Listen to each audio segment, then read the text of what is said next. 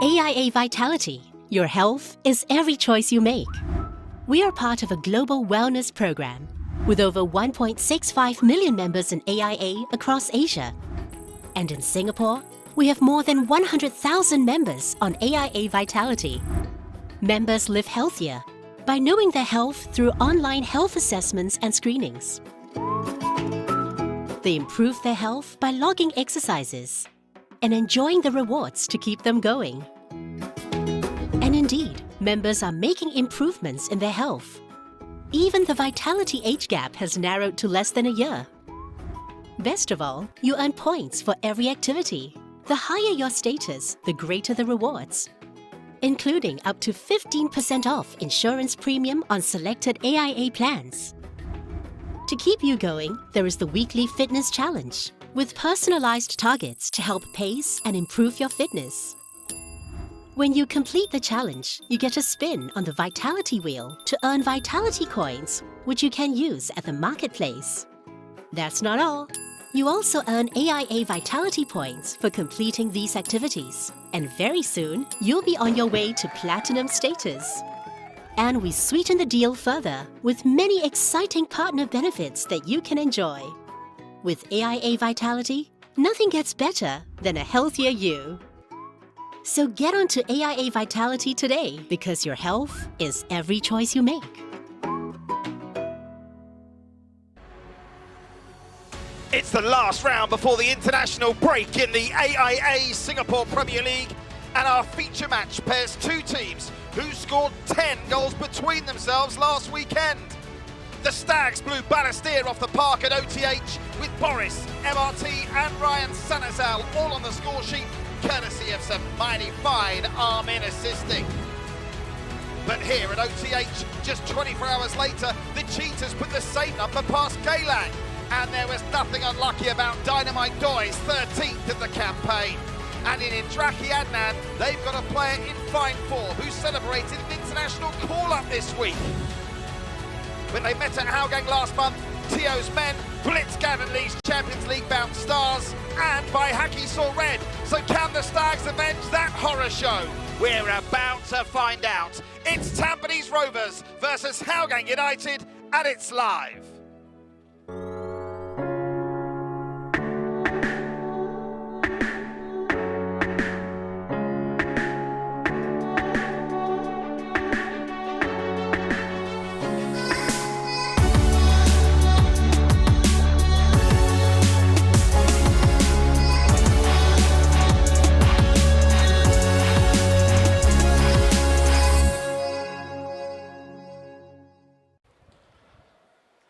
Good afternoon, everybody, and welcome to what we hope will be a smashing sunset Saturday football night as the Stags of Tampines Rovers welcome the Cheetahs of Hougang United. Something that was special seems to happen when these two clash in the AIA Singapore Premier League. It's one of 4 games on this match day 11. Simultaneously to this, they'll be playing at Jalan Besar. That game available to you live if you should so wish. The Lion City Sailors, we'll talk about the new manager in a minute, against the young Lions looking for their first win of the season. Then tomorrow, it's Tigers at Jurong East, and Geylang International here against Albrecht Nagasa, defending champions and current league leaders. Let's check in with the table, because the Stags could do with the points. They've already played a game more than their main contenders as they prepare for Uzbekistan and the AFC Champions League. A win here could see them go level on points with Albrecht. So as you can see from that table, a win for the Sailors today will see them go to the top of the table.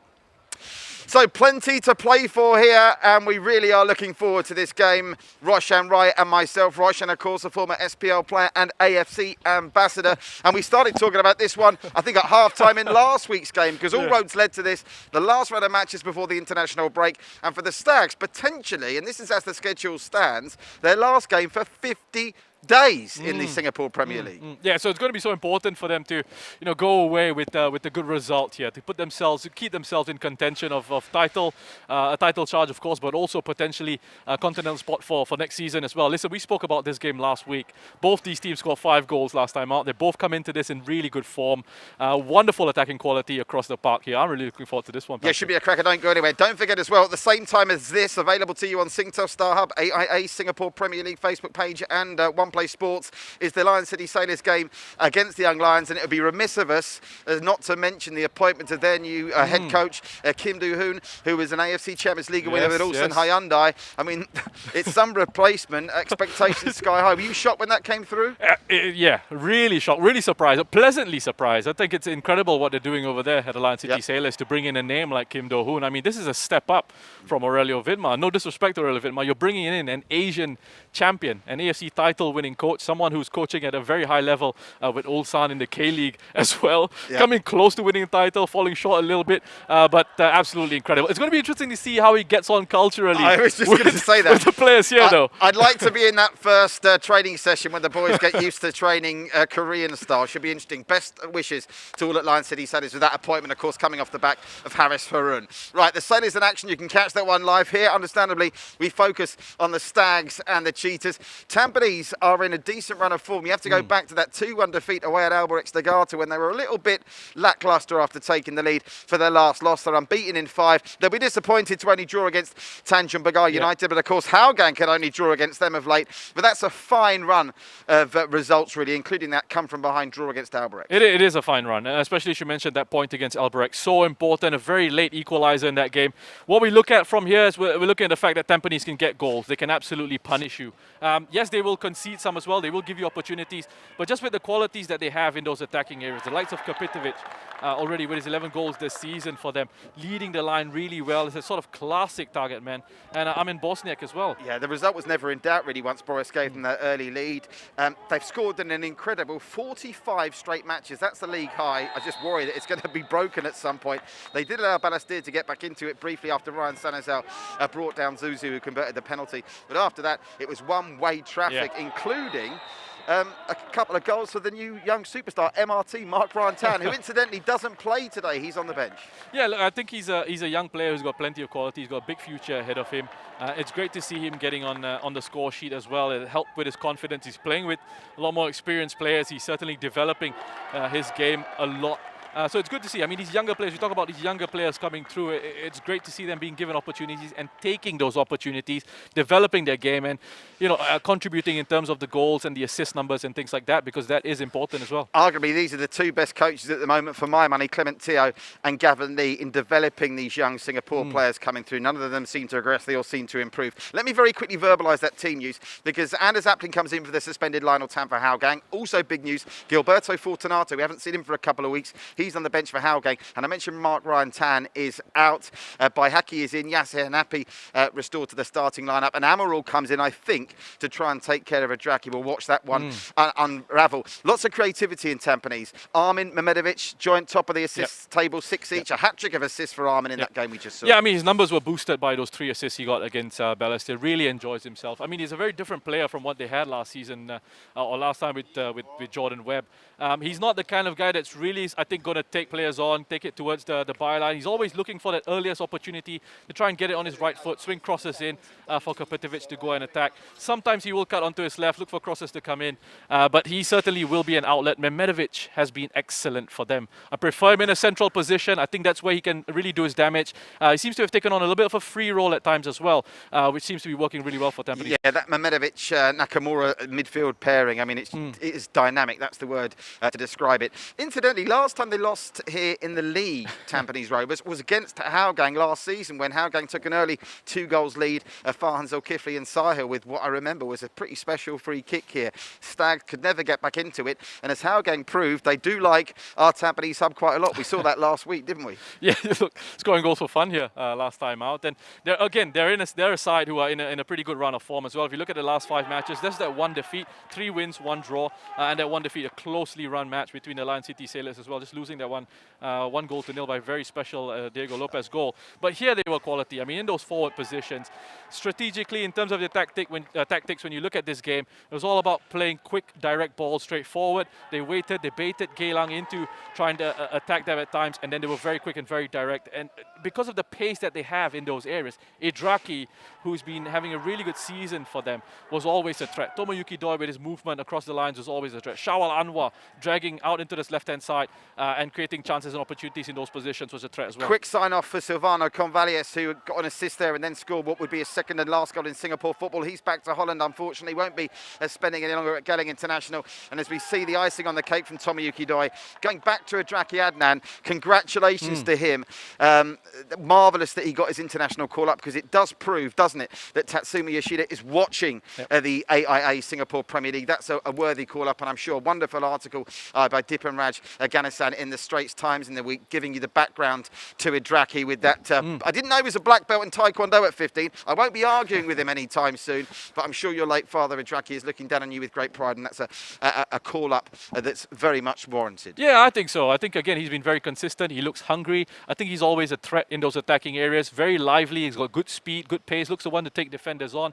And he works as well without the ball. And I think that's really important. We saw him against Geylang. We've seen him this season work very hard to try and win the ball back for his side. Double up at times defensively alongside Nazrul down that right-hand side. I think we see his creativity in front of goal and in the final third, but something that really stood out for me last week, and it has been picked up on, there was a clip of it, I wouldn't say it went viral, but people were paying attention to it. That time when he lost possession to Barry Maguire and tracked back and put in a stunning tackle, which he was penalised for, but it wasn't a foul in a million years.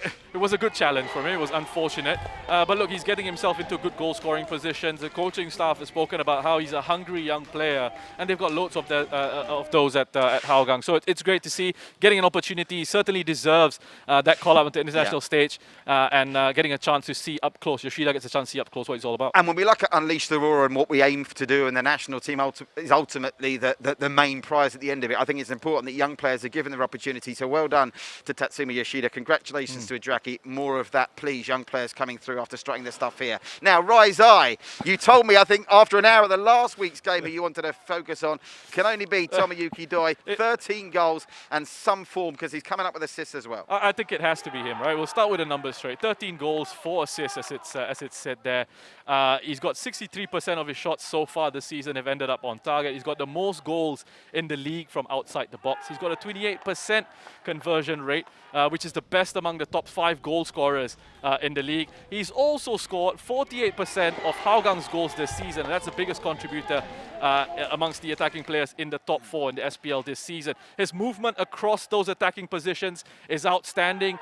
He is destroying things like XG, expected goals, which I know you're a huge fan of. And that's because you give him a half chance. His finishing quality is excellent, and he can finish off very difficult opportunities. I mean, the fact that I said 48% of Hougang's goals this season in SPL, they're really reliant on him adding his stuff in those attacking areas. I'm going to give you a guarantee here, folks. We're about to go to a break, but I'm going to leave you with this guarantee. We've only had one 0-0 draw in the AIA Singapore Premier League this season. It won't be the second one here. These two teams, between them, 22 players across both teams, 11 each, have got on the score sheet. That's a league high. To put that into perspective, Albrechts and the Lion City Sailors only have 8 goal scorers apiece. There's goals happening here at our Tampines Hub. There might be no fans here. Stay safe, wear the mask, stay home, stop the spread. You've got the best seat in the house. The action's just moments away. Stay with us, live from our Tampines Hub.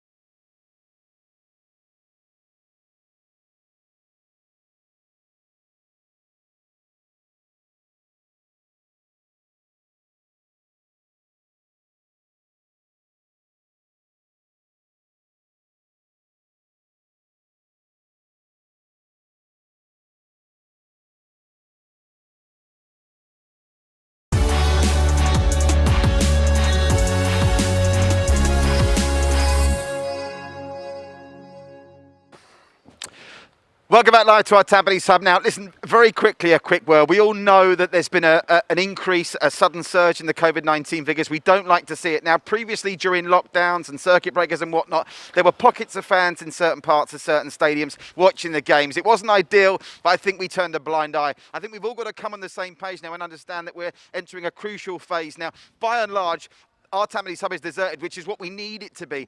There are a couple of fans loitering around, and let me tell you now, in case you're thinking of going to a game tomorrow, there are security personnel and ambassadors moving them on. So don't come to the games. Stay at home. Stay home. Stop the spread. I promise you we'll give you the best seat in the house watching it with us live here. And Roshan and myself, more than anyone, can't wait to welcome you back into the stadium. So stay home and please tell your friends. Watch it on the TV or on your devices. Right, back to the build-up to Tampines and Hougang. Let's look at the last five between these two because there have been some absolute barnstormers amongst this little lot. And it's a game that's had red cards of late. See that 3-3. What a game that was. The Stags were down to 10 men in that. Yasser Hanapi when they were 3-1 down, and they still managed to get a 3-0 draw. And of course, most recently, we've already talked about that defeat last season that the Stags suffered the 2-1 loss after Hougang went 2 up early. Earlier this season, the Stags are beaten again, and there was a red card here for Tampines. And it wasn't one of those games that what we're about to see here at Roshan, where you say, oh, they were down to 10 men. They were already 3-1 down and beaten when Baihaki went off. Yeah, I think so. I think, again, they played this spot on. And this is a great example of just what Tomoyuki Doi brings to his side. His ability to finish off chances from outside the box. You just saw Baihaki there dropping off, giving him that time and space to set himself up for a shot at goal. There he was with that finishing, with his intelligent movement across that forward line, which is what he's been really good at. Tampines tried to get themselves back into the game, but ultimately it was Hougang that deserved this win. Complete control of this match, I thought. Again, they played it very smartly. They gave Tampines the chance to go and have the ball, go and build up from the back if you want. We'll hit you very quickly with the counter-attack because that's where they are at their deadliest. Again, Tomoyuki Doi goal late on from range. Absolutely no problem for him. What a signing he's been for Hougang United. And remember, that came just a couple of days after they beaten the Lion City Sailors 3-1, and they remain the best two for me back-to-back performances in the league so far this season. Kick-off now just moments away. I've given you the verbal team news. Let's see what the coaches have to say ahead of this one. Our very own Faranaya is downstairs. We'll hear from her speaking to Clement Teo, the Hougang boss, in a minute after she's caught up with the Stags' top man, Gavin Lee. Thank you, Patrick. Now, Gavin, we know that you don't play into records too much, but your form lately has been pretty great, unbeaten in 5. How confident do you feel going into this one against Hougang? Just like you mentioned, you know, we take every game one game at a time, and yeah, we don't focus on the records or past results. We just focus on what lies ahead, and that's the game coming up. Hougang can be dangerous going forward, but in the last 2 games, we have seen how they can falter at the back, especially in the last 10. Is that what you will be looking to exploit today? Yeah, obviously that's part of the overall game plan. But again, we try to focus more on ourselves and we find solutions to allow ourselves to express our principles to the fullest. But at the same time, obviously, we have to be careful and wary about their counter-attacks and the goals that they have scored so far. Now, on to you. How will you be starting today? Just like tweaks from the previous lineup. Yas is starting this time, and Wansha comes off from the bench in the second half. Other than that, you know, not too much difference. Clement, a huge one here. Your opponents have played an extra game, but a win today will take you above them going into the break. What are your thoughts going into this? I mean, naturally, it's an advantage to us playing a game lesser, and if we come out with a victory, and naturally we will be very pleased. It's going to be very tough. Everyone knows that Tampines is a very good side. Naturally, they will look back and say that, okay, now you have beaten us, and now we want to come back stronger. Yeah, they definitely will come out and play to the best of their abilities. And okay. Like you said, it would not be easy, but what kind of a challenge in particular would you be expecting from them? I mean, naturally they will be they will be more focused. They have seen us play in our last couple of matches. They have seen our weaknesses, and naturally they will try to strike on our weaknesses. No team did the double over Tampines this season or last season, I don't think. They could become the first ones in quite a while. By the way, Clement Teo, he is a bit poorly, I think. He had his second jab, but I think it's knocked him for 6 a little bit. But he's got Ferdows Kasim, his new official assistant coach, alongside him. Always difficult to pick any points from what the managers are saying. Anything you've picked up there? Yeah, I just think, from what Gavin said, and I think it's what we expect in terms of how the game is going to flow tactically, what the rhythm is going to be like. I think we're going to expect Tampines to be the side that wants to build out from the back with the players that they have, the style of play that they've got, and Hougang are wanting to look at trying to exploit those spaces on the counter-attack. Options off the bench, the free-scoring Taufik Soprano is there. Mark Ryan Town with this couple last week. Daniel Bennett was there to shore it up. Irwan Shah can probably consider himself unlucky to be not really dropped, but just interchanged out. The two changes, Yasser Hanapi coming back in, the skipper. Remember, he was red carded in that 3-3 here 3 seasons back. And Amarul Haikal comes in, I'm pretty sure, to try and stick to Adraki Adnan. That's going to be a battle we'll have to keep an eye on. Yeah, it's going to be an area that they're going to look out for. And if Madhu is playing at right back up against Shawal as well, he's going to have to keep his eye out on his international teammate. Now, Hougang just make the one change, and it's enforced because Anders Aplin, who's a great person to be able to bring in all that experience, comes in to skipper the side in the absence of Lionel Tan, who's suspended for 1 yellow card too many. But I suppose, again, you have to mention it. Gilberto Fortunato, we haven't seen much of him yet. What we've seen looks good.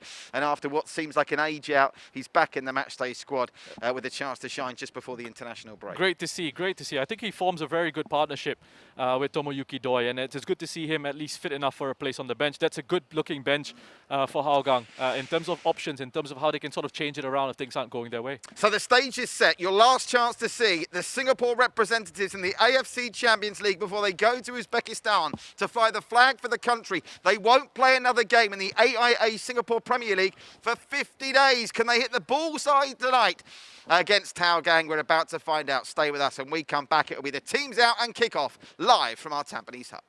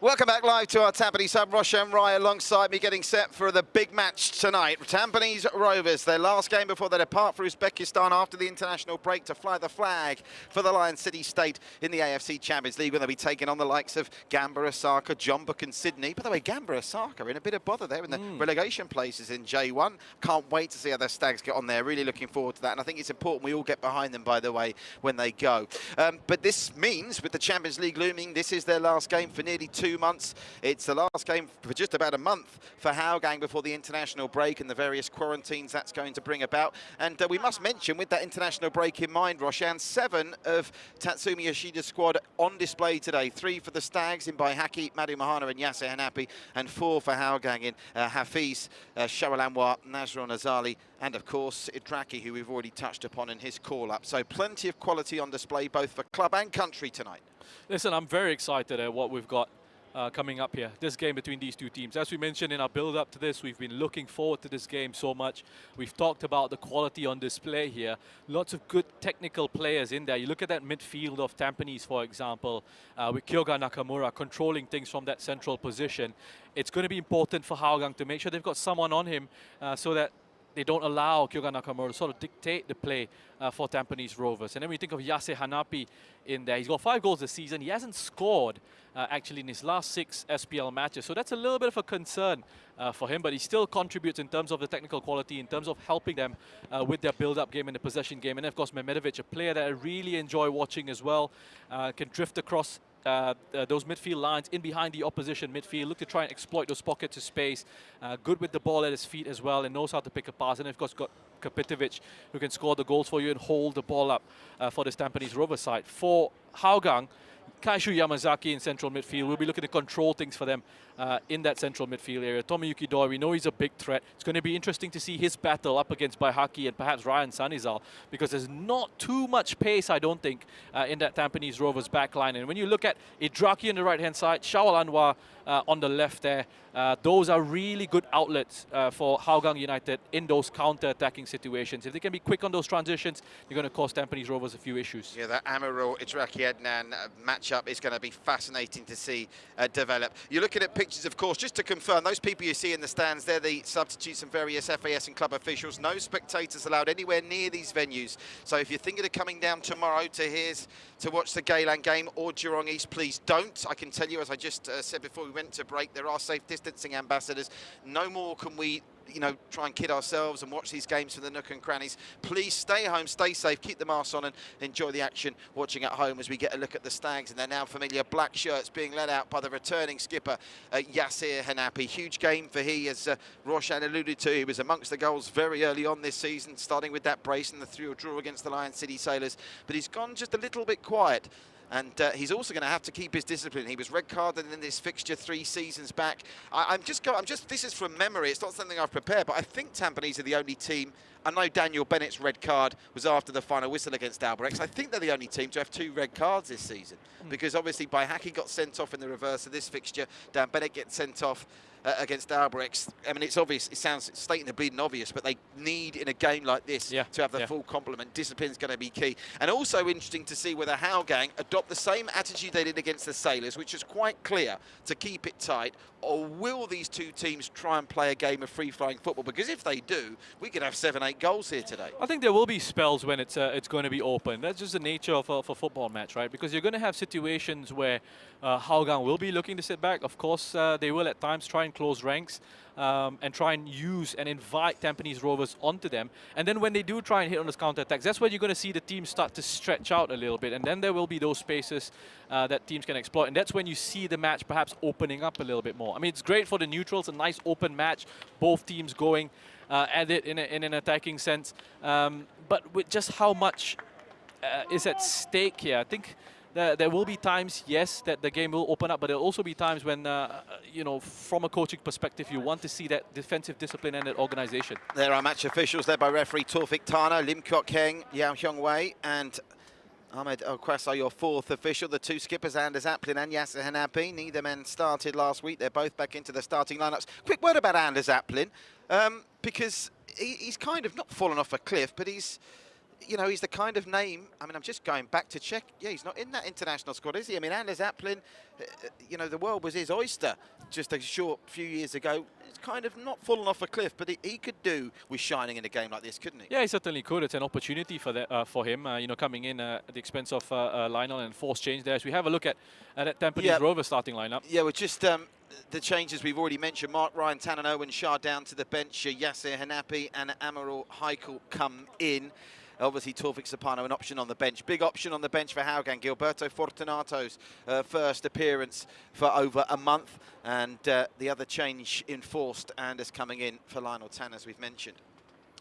So, again, 11 goal scorers amongst the matchday squads in both teams here. Plenty of players that know what it's like to score an SPL goal. Gavin Lee, all smiles at the moment, doesn't really give much away, but he'd have emphasised that the guys, whatever happens, they're going to come back from the AFC Champions League playing catch-up. So games like this are a must-win, really. A draw doesn't suit them in the context of what their end goal is for this season. Yeah, look, again, when you look at where they are in the table, they're there. They're expecting to be challenging for the title. And I think those are the expectations for Tampines. If not the title, then they've got to try and secure a spot in the AFC Cup, or finish as if a foreign side wins it. If Albrechts Niigata are going to win it, then you want to be that local side that gets your opportunity in the AFC Champions League for next season. So with Hougang hot on the heels, with Tampines going away, as you mentioned, and coming back, having to play a little bit of catch-up, they will know how important this game is. And of course, there's also going to be, in the back of their minds, a little bit of that sense of revenge, of wanting to show they're a lot better than they were when they got hammered by 5-1. That was an extra special long huddle by Tampines pre-match. You can tell you they're already underway at Jalabasar. Sailors, Young Lions will keep you up to date with the scores as the goals go in there. Here, though, we concentrate on Tampines Rovers against Hougang United. It's second in the table. Up for grabs for Tampines, depending on what happens with the Lion City Sailors. Third against fourth as it starts here. Tampines in the black, playing from left to right. Hougang in the blue, playing from right to left. And the very impressive Maksat Daxbeliev, who we've talked about in previous broadcasts extensively, but he's been a real find. How will he cope alongside Anders Aplin now? His regular partner, Lionel Tan, misses the game through suspension. It'll be an early touch as they get the ball back to Ridwan Barudin. I already expect Hougang to just put Idraki and Shawal as wide as they possibly can. Look for those switches. Great strength to win the ball there. And they've already got a chance opening up for Shawal Anwar, who's through on goal. And that's a very, very important block by Madhu. What a start that would have been for Hougang, and it very nearly came off. Again, it's just very quick. A direct ball up top into the midfield, and then look to try and play it forward very quickly. Just have a look at his drops here. It's that run from midfield. From Hafiz, once again, those deep runs, late runs from midfield. It's just not enough on that ball, on that pass through. Shawal needs to go in front of him there, so the momentum of the move can carry on forward. Just gets it stuck underneath his feet a little bit. Gives Madhu Mahan an opportunity to put in a good challenge. And an early influence on the game for Adraki Adnan already, who looked lively there. Corner comes in, it's a right-old muddle in the area. But there's a free kick to Tampines after some less than convincing set-piece defending by Shazwan Bahari. I'm not entirely sure there. There wasn't any complaints from Hougang whether there was a push, but it was certainly a moment of uncertainty from our keeper in pink. Yeah, interesting one. A few nerves very early on. I can't quite see where the foul was, to be honest with you. He bumps into his own player. He just goes bumping into Kapitovic there. Let's see if we can have a closer look here. I don't see anyone who's really fouled. Perhaps Maksat and Baihaki, perhaps that's what he's blown for. Meanwhile, back with the live action, and back it goes to Ridwan Barudin. So decent enough start. Just now Fal Azman getting himself back from an offside position there. Quite rightly flagged going up. Nakamura deep to Ryan Sanazao. Nakamura out to that left-hand side, which they clearly favour, don't they, with Armin there. That's the channel that they like to try and penetrate in terms of their flank play. 2 early goals in the game here last week came from that source, as Baihaki, still in the national squad and still going strong. A fine ball playing centre-back, tries to get it through to Yasser Hanapi. A suggestion, a handball there, but there's no appeal when they play on.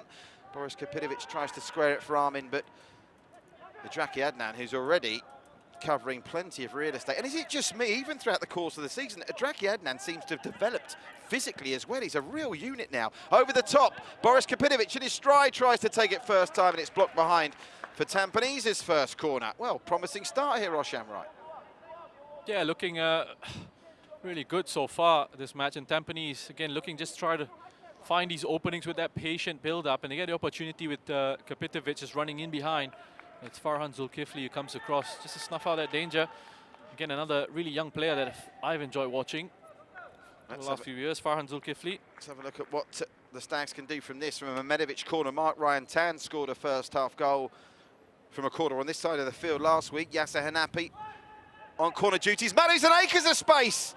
Well, they completely left Madhu Mahana free, and he's got to hit the target given that kind of space, has he not, Roshan? Interesting little set-piece routine. I think Madhu Mahana was just trying to guide it back across the face of goal.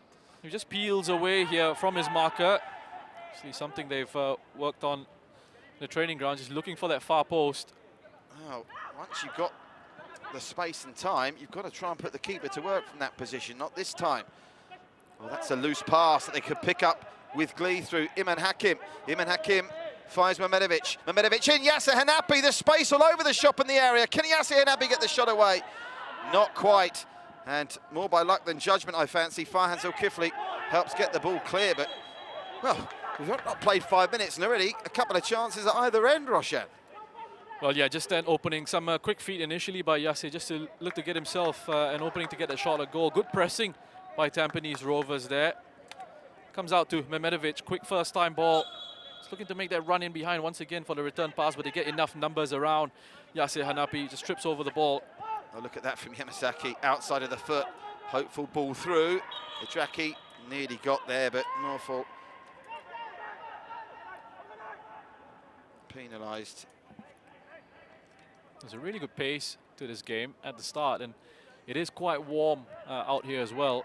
I was worried about how it might affect the tempo of the match, but the players don't seem to be affected too much by it at the moment.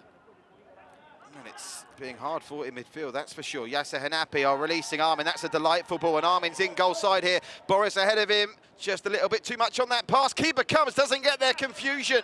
And that, I think, did it not go behind for a corner? No, just the throw. But there was a little bit uncertainty there between Ridwan and his defenders, and Tampines sent something here. Here's Mehmedovic. Just that defensive line a little bit disorganized in that situation, allowing Bosniak down the left-hand side just keep himself in an onside position. Mehmedovic gets it to Yasser Hanapi. Iman Hakim does really well there. Now it's sprayed wide to Madu, who's in a very forward-thinking position here. Gets it to Mehmedovic. Oh, Mehmedovic through the legs, was looking for Yasser Hanapi.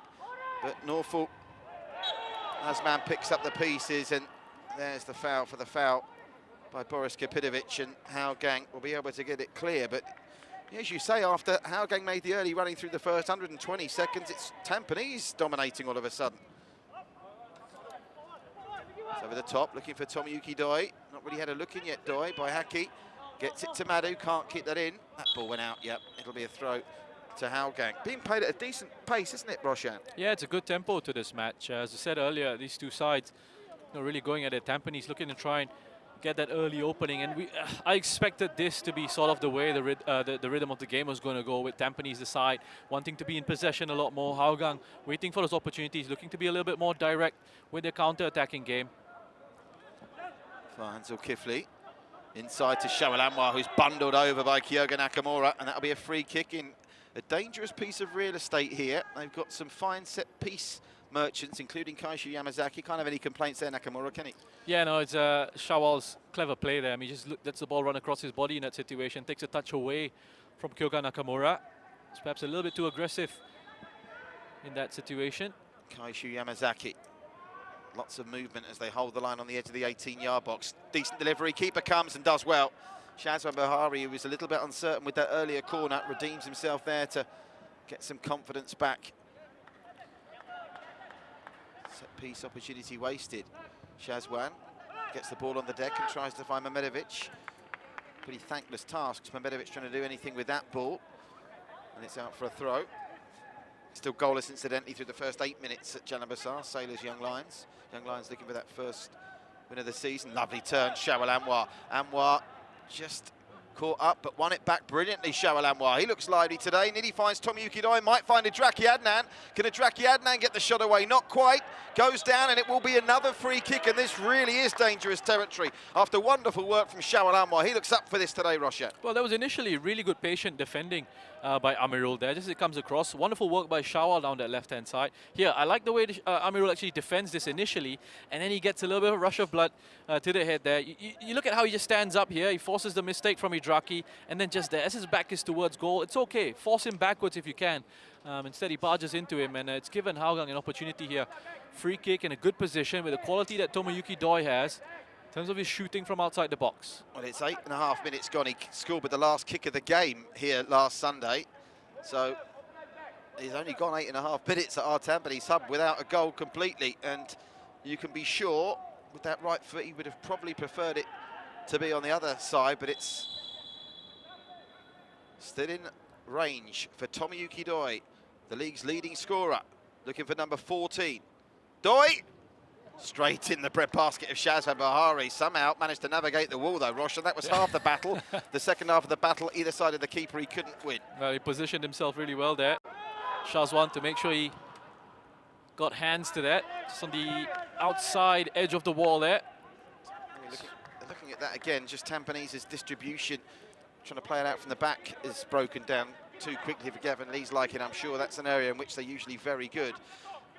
So attempted turn gone wrong for Hafiz. Mehmedovic picks up the pieces. Nakamura over the top looking for Yasir Hanapi. And that's Maxat with that no-nonsense style of his. Belter get out for a throw. So chances at both ends through these early stages. Nakamura, Mehmedovic. Nakamura looks up, tries to see where Boris is. Instead he goes to Mehmedovic, who cleverly threads it through to Yasir Hanapi. Yasir Hanapi squares it back, and he might just get to this Nakamura, and does. Manages to get the turn away. He'll have to make do with a corner after a bit of miscommunication there. I think Shawalamma wasn't expecting Nakamura to win that back, but the Japanese did. I think it was as it comes into Yasir Hanapi, they're just looking for the cutback onto the edge of the area for Nakamura. Hafiz Hujat does well to recover his position. Another corner for Tampines Rovers. Yasir did well to get there. Ryan Sanners out. Headed away by Anders. They keep possession. That's a risky pass. Now, Zaplin can play it out from the back. And this is the pattern of play that I think Roshan was talking about. When they get these chances to break at pace, they will take them and try and hit them on the counter, but not helped by Norfal Asman. Taking a tumble there.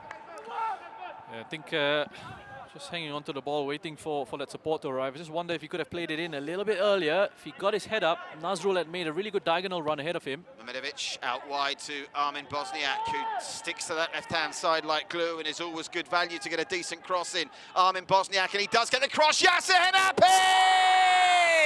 Another assist for Armin Bosniak, and Yasir Hanapi is back in the scoring style. 6 for the season, and the Stags get the breakthrough in the 12th minute. And how many times have we seen that at our Tampines Hub this season? Armin down the left, and the next thing you see, the ball in the back of the net. Roshan right. Well, you just have a look at Armin's position initially as well. He's hugging the touchline. He wants to use that space. A beautiful diagonal ball arrives into him, and he's got all the time in the world, really, to drive it towards the touchline. Nazrul doesn't want to put a challenge in, gives him that space to put a cross into the box. And when you put a cross into the box like that, Yasir Hanapi standing in acres of space. It's a simple enough header in the end, and he breaks his 6-match SPL goal drought with a lovely finish. Yasir Hanapi's first goal since his brace against the Young Lions in that 7-0 win. And what an important goal that is in a game that Tampines potentially looking at no more AIA Singapore Premier League games for 50 days, may even be longer the way these quarantines and things work out. Although maybe when they top their Champions League group in Group H, they'll just stay in Saudi Arabia to the knockout stage. Meanwhile, chance in Traki to get them right back on level terms, and for once the youngster fluffs his lines. Should have scored, Roshan Rai. Should be 1-1 straight away. Yeah, that's a big opportunity, big chance for Hougang to get themselves back on level terms here. I mean, he's done all this hard work. You know, we spoke about, highlighted how he does the work off the ball. He wins it back. He just scuffs his finish straight into the arms of Shazwan. Perhaps not on his favourite right foot there. Farzil Kifli manages to win it back with assistance from Hafiz, but illegally as the referee. Taufik Tana gives the free kick the way of the Stags. Should say, the Stags' record when they score first this season isn't what you call flawless. They did, of course, get the opening goal in that last defeat they suffered against Albirex before losing 2-1. Really sets this game up nicely now, though. Both sides looking not exactly bomb-proof as Madhu Mahana is released down the right. If he can keep this, it'll be impressive. No, just couldn't get to it before it crossed the whitewash. And Hougang get the throw.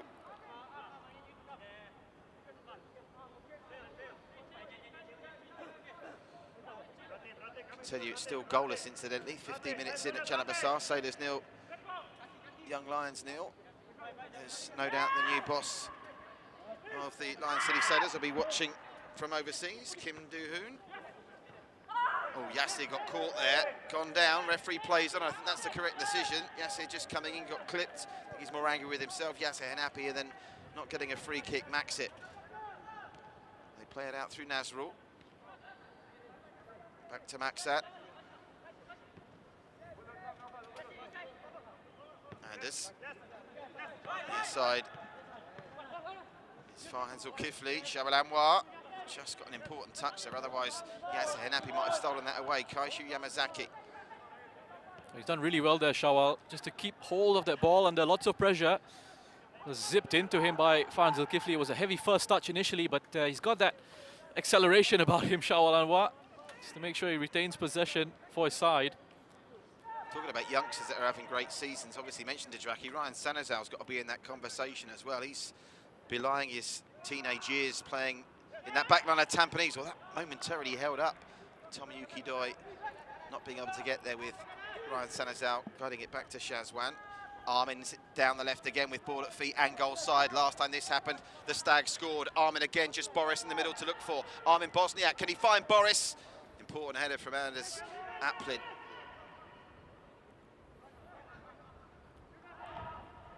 But Hougang will give up the throw to the Stags. But he's got a nice new snazzy haircut, Armin Bosniak, and he's got another assist. That takes him to outright leadership of the assist table. 3 last week, 1 already today, 7 for the season. There's been some conjecture about how you calculate assists. Please don't start telling me you're going to start XGing the assists as well as the goals. I mean, it's an interesting one because sometimes players don't get an assist when in the build-up they deserve one. I mean, the old-fashioned rule is it's got to be the last touch before the player that scores touches the ball, and he's only allowed 1 touch, correct? Well, you know, Patrick, if XG annoys you, don't get me started about XA. Oh, my word. Here's Shawal Anwar. We'll leave that conversation for a minute. Shawal Anwar, where they're getting openings, aren't they? But the 3 chances they've had, the shots that have come in have been straight at Shazwan Bahari. Again, Shawal Anwar, who's looking lively, could have done better, Roshan.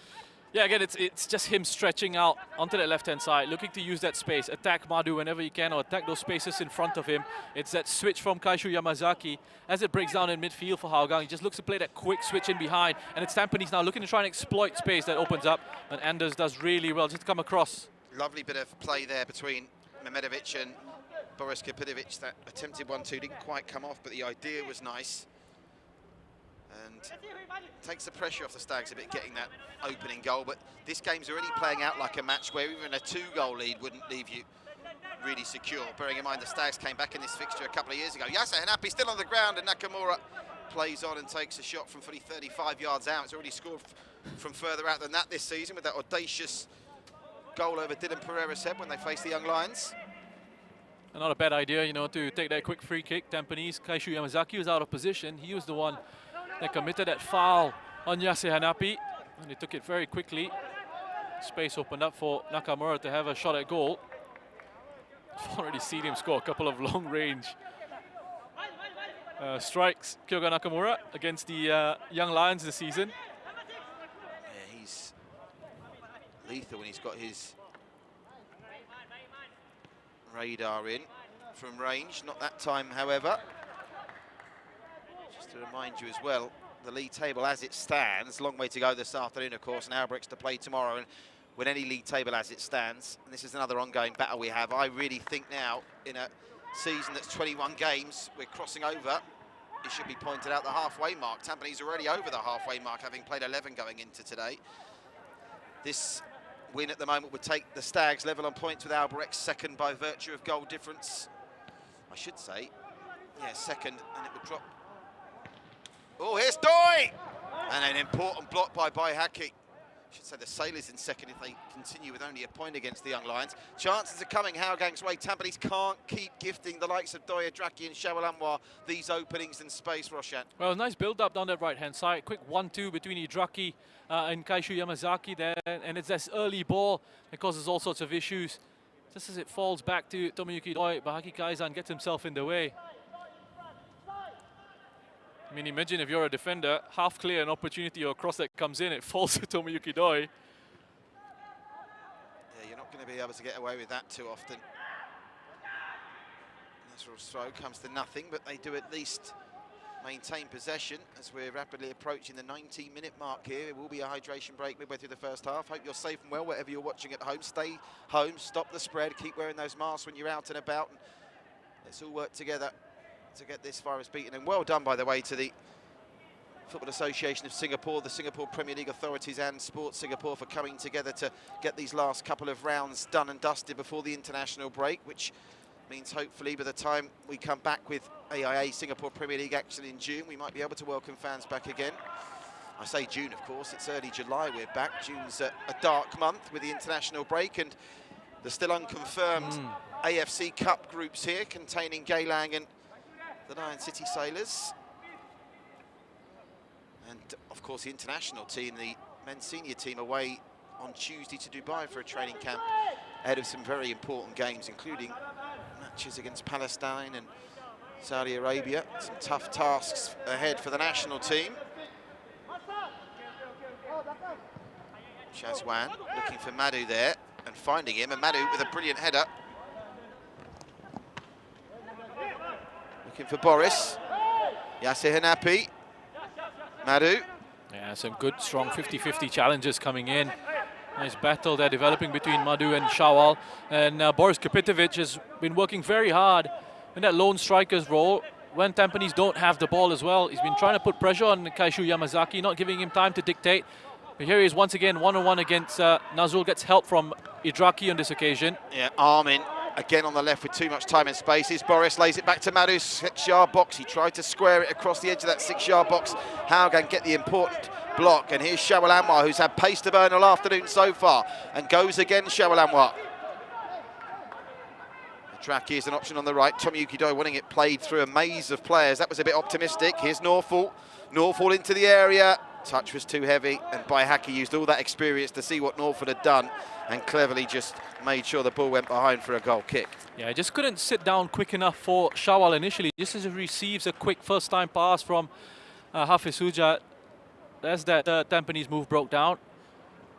It gave Madhu Mohana an opportunity to recover. He did really well to sprint back into position. Just slowed down the move, the counter-attack from Hougang United. Yasser Hanapi being climbed all over there by Maxat. Again, they try and take the free kick quickly. I mean, the way they're doing and taking these free kicks quickly, that's a design tactic. The coach has said to them, as soon as you get a chance to restart, move it quickly. Yeah, and also, you know, there'll be players out of position. We saw earlier Kaishu Yamazaki being dragged out of position, committing that foul. And here there's space for Nakamura to push on as well. Big holes in midfield for Hougang opening up. From Nakamura. Nakamura to Mehmedovic. Mehmedovic! What a goal that would have been. Still might score. Now Nakamura again. And belted away by Maxat. Doesn't want to take it on his right foot. Nakamura there, but he did incredibly well to drive through that midfield. Just a giant gap in Hougang's midfield, central midfield opening up there. Kyoga Nakamura using that space really intelligently. Space to push forward into, go, take the ball, carry it forward, try and attract the defender towards you, which is exactly what he did. He closed, narrowed Hougang, that defense down. They had to draw in towards him, and that left that little bit of space for Mehmedovic to go on and work with. One thing's for sure, I've already guaranteed you no 0-0 draw. That's come to fruition as Tampines score for the 46th straight game. That's some record. I'll have to go through the record books. Tenkyat probably knows what the actual longest ever goal-scoring run in the AIA Singapore Premier League and formerly the S-League is and was. Can't be far off it now, 46, only 4 away from the half-century. And I think there's more goals in this game, Roshan, don't you? Yeah, I think so, Patrick. I mean, you look at the way the game is panning out. You look at Hougang and the opportunities that they had. Could have been back on level terms if Idraki had been able to finish off his chance. Tampines as well, just with the attacking quality that they have. Always create opportunities. Still a long way to go. And of course, if you're just joining us, Gilberto Fortunato on the bench for Hougang's been missing with injury for over a month. He's only got 1 goal so far in his tenure. That was a goal against Geylang in that come from behind 4-1 win on match day 2. So he'll be chomping at the bit, and the thought of Doi and Fortunato playing up front together, even if they were behind at half-time, would always give Hougang a shot, you fancy. Maxat. Anders, look how high up the pitch Hougang are pressing, with just Anders and Maxat being left to drop deep. Needed to go from Naufal quickly into Kaishu because Hafiz Suja was actually in behind Tampanese's midfield there. Oh, that's a miscue by Haki. Covered brilliantly by Ryan Sanazau, who's on the deck. They play on through Boris. Here's Janabasar. Nice that he said his Neil Young Lions, Neil. This, I would imagine, will be the last action before we take the hydration break, midway through the half. Yasser Hanapi to take corner number 3 for the Stags. By Haki, nearly got on the end of that as well. But it will come off by Haki's head and out the other side for a throw, and that will bring about the hydration break. Referee Taufik Tana sending the players to take on some liquid in what's a breezy but humid afternoon here on the east coast of Singapore. And Roshan Rai, Tampines probably good value for their lead on balance. Yeah, I think so. You know, they've had the better of the openings, the better of the opportunities in the opening 27 minutes or so. Armin Bosniak getting lots of joy down that left-hand side. You can always see him just looking to try and hug the touchline down that side of the pitch, and Tampines will look to try and get the ball out to him as quickly as they possibly can, exploit these little spaces, take Nazrul on in these one-on-ones. You showed him down the left-hand side here. There's far too much time for Armin to get across into the box. And then, of course, as that back line drops off onto that 6-yard area, Yasser Hanapi just has to hold his position on the edge of the 6-yard box there. It's a free and easy header. Let me ask you a question on this. Anders Aplin, is he at fault at all there? Yasser had time and space. Does that goal go in if Lionel Tan's starting alongside Maxat this afternoon? I think what happens psychologically if you're a defender, that a natural reaction and natural instinct is to want to try and defend your goal. So in situations like that, where your back line has been breached, in terms of Armin Bosniak getting in behind that back line, that defensive line, you're dropping off and you're dropping off. Subconsciously, you're trying to defend your goal in that situation. And that's when that little bit of space opens up for an attacker to either peel away or to make a late run from a deeper position to meet a cross that comes in. And that's one of the reasons why cutbacks are very effective in football as well. We restart with that throw over on that far side. I think Tampines and Gavin Neal will probably be disappointed they only lead by 1 here. That's not to say Hougang haven't had chances, but they've enjoyed, I think, the better of it on balance. They only lead by a goal, and with Tomoyuki Doi lurking and Draki capable of exploding and Gilberto still on the bench, it's a precarious lead, particularly in a league like the AIA Singapore Premier League, which is a free-scoring league, Roshan, isn't it? Let's face it. Yeah, it is. I mean, I've been entertained. We looked at some of the recent results, and you look at that across the league, you see lots and lots of goals. Sides that want to play attacking football, want to open up, want to create opportunities. And I mean, the coaches might not be too happy conceding the number of goals that they have, but it's been great if you're a neutral. Nazrul's going to have nightmares about Armin Bosniak tonight when he goes to bed. Armin gets the better of him again, gets it to Iman Hakim. Now they get it back to Armin once more. Boris Amamedovic in the middle. Draki's being made to work very hard because he's always aware that, you know, there's going to be an opportunity. And there's going to be situations where Armin's going to be one-on-one against Nazrul, and he's been able to exploit those moments. So Idraki knows, I've got to get back, I've got to help my right back out, we've got to make it 2v1 defensively. Yamasaki to Nazrul. Maxat. Still plenty of time in this first half for Hougang to get back on level terms. They themselves, a bit like Tampines at the Hougang end, at the Tampines end, Hougang have been presented with a couple of decent opportunities. Yasser Hanapi. Back to Nakamura. Madhu Mahana on this near side if he needs him. Takes the Madhu route. Who gets it back to Baihaki. He's got time and space here to pick a pass, and Baihaki can pick passes. Gets it to Mamedovic. Mamedovic to Yasser Hanapi. Into Boris Kapidovic, who's going to need support shortly. Might try and switch it to Armin Bosniak, which he does brilliantly. Armin's going to get to this. Now there are 3 black shirts waiting in the area. Armin, Boris Kapidovic headed away well by Anders Aplin. Well, that's better. And again, just as you see Armin again hugging that touchline down the left-hand side, looking to exploit that space. The thing that allows that Hougang defensive line just to reset and push up, as we saw Anders just there go and attack the cross, is that Armin brings it back onto his right foot. That slows down the momentum of the move a little bit. Changes the angle of the delivery, of course. Hafiz to Norfan Azman. Back to Nazrul. Draki over on that left-hand side, as Roshan's already identified. He's having to do lots of tracking back work to help out Nazrul under that onslaught of Armin Bosniak. You should see the shot count there. Look at that, 12 already, 7-5 in the Stags' favour, and they've been to coin, what is it, XG, Roshan? Some of them have been decent XGs as well. Nakamura over the top. I mean, there have been decent openings that have been presented at both ends. Am I winning you over, Patrick? Not really. I'm just amusing you. Thank you. Oh, here's Kaishu Yamazaki. Nazrul. Maxat. And Zaplin.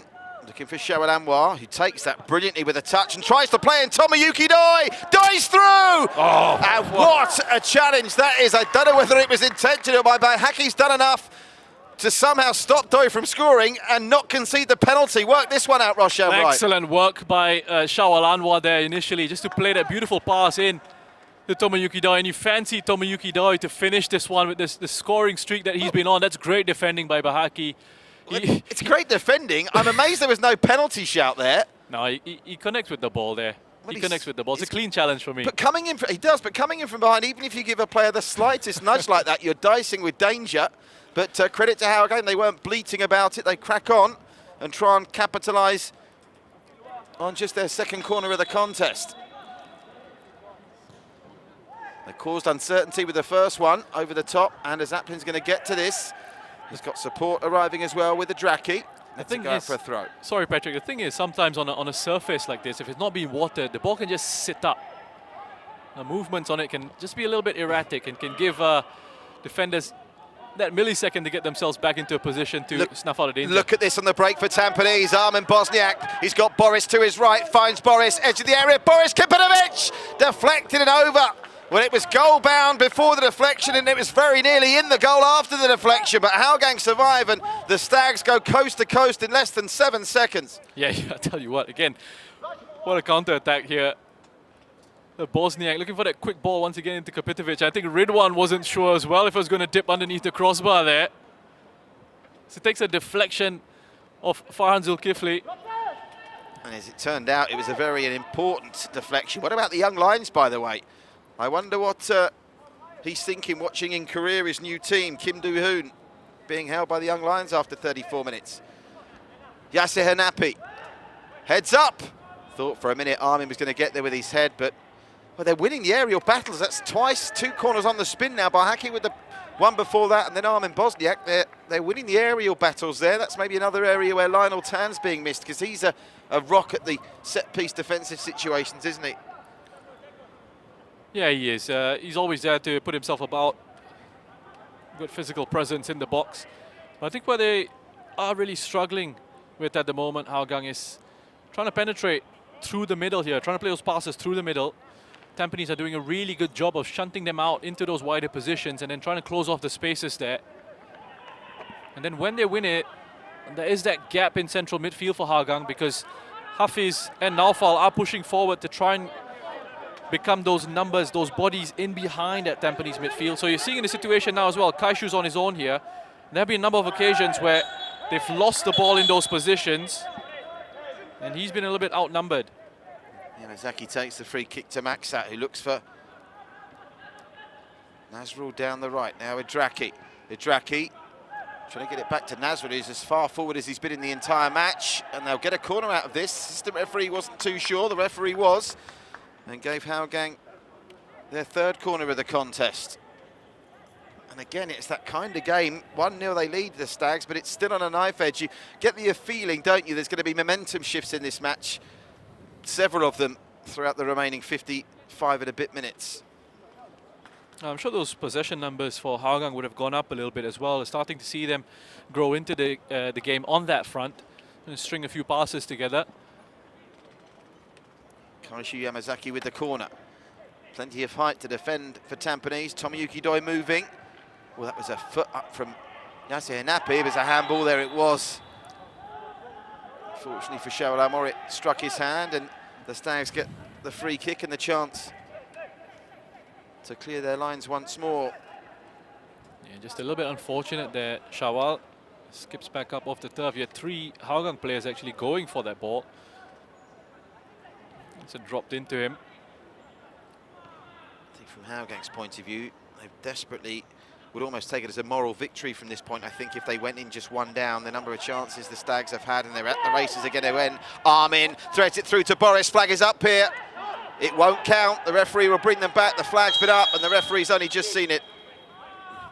Yeah, I think he was offside there. And, he could be in trouble here. You know, the way he just fell to the turf there. He's holding his shoulder, Boris Kapitovic. It's the collarbone area, It was isn't just it? an awkward fall in that challenge.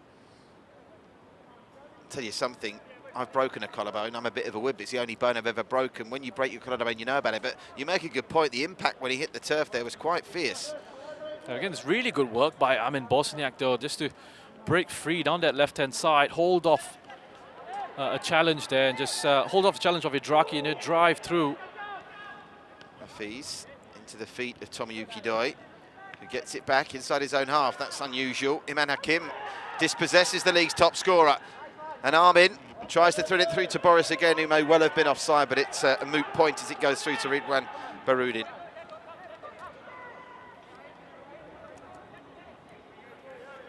Tomoyuki Doi just inviting Maksat to carry the ball forward. Doesn't have any options. He's looking for players to move out of those cover shadows. When you see Tomoyuki Doi dropping back into his own half, you know that's frustration at the service he's not receiving ultimately. Oh, and then Hakim stands up really well in the face of a very strong challenge. But they've won it back through Maksat, who's far forward, and he gets it to Tomoyuki Doi. Now he's got some service. What can he do with this? 4 black shirts around him, and Tomoyuki Doi nearly ballets his way through them all. Had to do it all on his own there. Well, that was a similar situation to when Maksat got forward last week in the first half of that Geylang game and they scored. Meanwhile, Idraki cleared away by Iman Hakim. Now, Armin's been brought down there. This could be the first yellow card of the contest. Oh, referee's got to be careful. He brought out his red card there for a second. Got in the wrong pocket. He's finally got his yellow card out. Look, Nazrul is just having a nightmare, having to deal with Armin Bosniak, who's in really good form. And now he's on a yellow card with over a half of the game to go, so he's got to be careful. He apologises for that challenge. Nazrul. Armin Bosniak, it's the Montenegrin show up front, isn't it, Boris? And Armin Bosniak, Iman Hakim, Taran Sanazal. Both teams have had 3 shots on target through the first 38.5 minutes, but it's Yasser Hanapi's strike after 12 minutes. That's the difference between the teams at the moment, and Yasser Hanapi now back defending.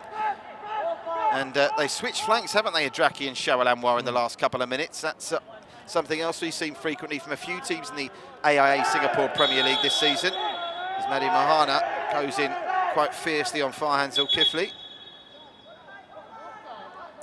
Yeah, just that acceleration from Farhan. Initially a touch was inviting enough for Madhu to try and put in a challenge. Thought he could win the ball there, but quick touch away from the challenge, and he wins a free kick, Farhan. Anders Aplin. There's really good marking in these central areas. Iman Hakim, Kyoga Nakamura, Memenovic working very hard in those central midfield positions. That's why Hougang are struggling to try and play through the middle. As we approach the final 5 of the opening stanza, here's Norfal Asman, who's got time and space to pick a pass, and he finds Shawal Anwar, who's over on the right now, who catches the Stag late and gives away the free kick. That's a nice idea there. I mean, he finally finds a little bit of space in central midfield to work with Naufal. Needed a better pass, a driven ball across into Shawal on the right-hand side. Good reading of the game by Amirul. Tampines left back just cutting out a diagonal ball across. Sanazal. Wide to Amirul, who's having a good game, and Armin Bosniak's having a brilliant game. What about that turn? Inside now he goes to Memenovic, who's bombing forward. Yasser Hanapi in space. Memenovic might go on his own here. Memenovic, can he get the shot away? Well, it wasn't worth the wait in the end. I think he got caught in 2 minds 3 or 4 times in that little run. The time to strike might have been as he bore down on goal. Well, what I like about this. And what I like about some of the players we see in the SPL this season is the ability to hang on to the ball in these one-on-ones, in these pressure situations, to take care of the ball, take control of that. And yes, it's a wild shot in the end. Sure, the spaces close up. They get enough bodies in the way, Hougang.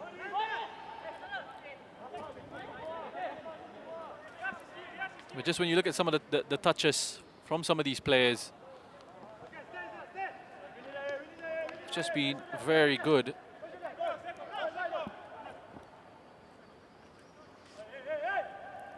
Game's just quieting down a little bit, but having said that, we're 41.5 minutes in. We've not really, I don't think, gone more than a couple of minutes without an opportunity at one end or another. Nakamura, look at that for an ambitious pass to try and find Armin Bosniak, who might well get to this.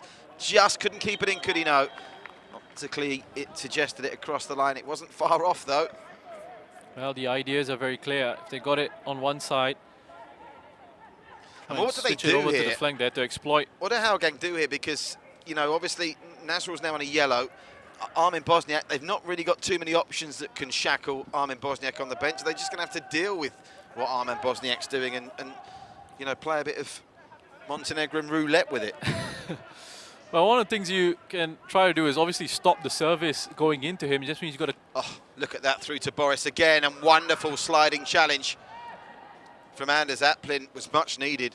Another example there. Every time we start to talk about him, he does something else, Armin Bosniak. I mean, obviously, it's easier said than done. You can try and stop the service going out to Armin Bosniak and then shift across quickly if the ball does come through to him. Get support arriving for Nazrul. No rush at all to go over and take this fifth corner of the game for Tampines Rovers. They've had 3 Hougangs. They've had plenty of corners, plenty of shots on goal. Only the 1 goal, though. I wonder if that will change here just before half-time. Only be 1 or 2 minutes added on at the end of the opening stanza, so we're into the final 4 minutes. Yasser Hanapi. Madu again with a clear header. Nakamura thought about putting the trigger. Now we'll need some support, or will he?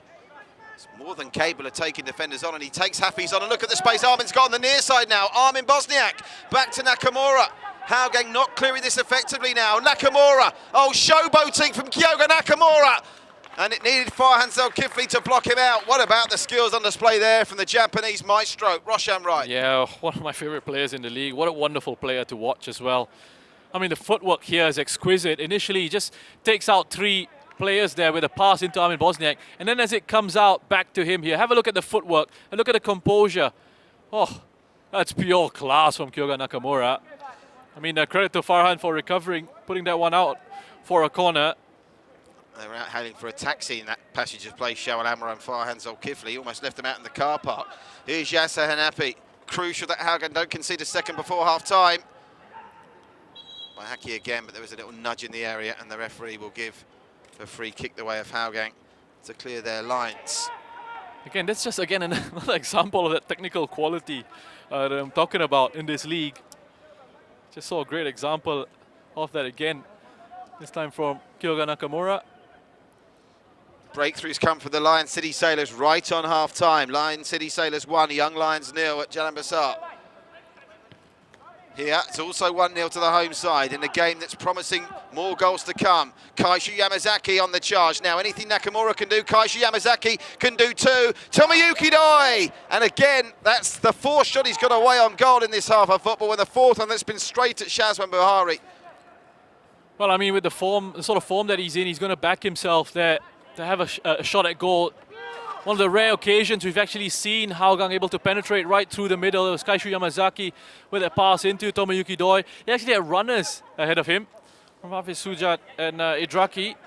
So he had to have a go at goal himself. Straight down the middle. Simple enough save in the end for Shazwan. Hafiz into the first of 2 minutes to be added on. Norfolk, nice turn inside. Gets goal side of Yasser Hanapi, but the ball through is easily dealt with by Amarul Haikul. One back by Shawal Anwar. By Haki's clearance has got a mile in the air, but not very further forward out of danger. Now Ryan Sanazar will put a foot through it, no nonsense, as Boris Kapinovic is pinging for the foul on Maksat on halfway.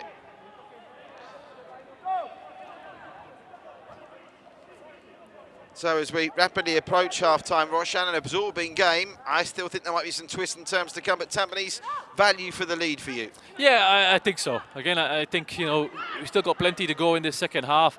Hougang, as I always say, you know, the way the game's gone, they're going to be the one that open up a beautiful diagonal. Shabalanwa, Tommy Yukidoi, what a save, Shazwan and Drakino! They've leveled it up on the stroke of half-time, and Tampines will be kicking themselves. Well, forget about twists and turns in the second half. We've got it right at the end of this first half here.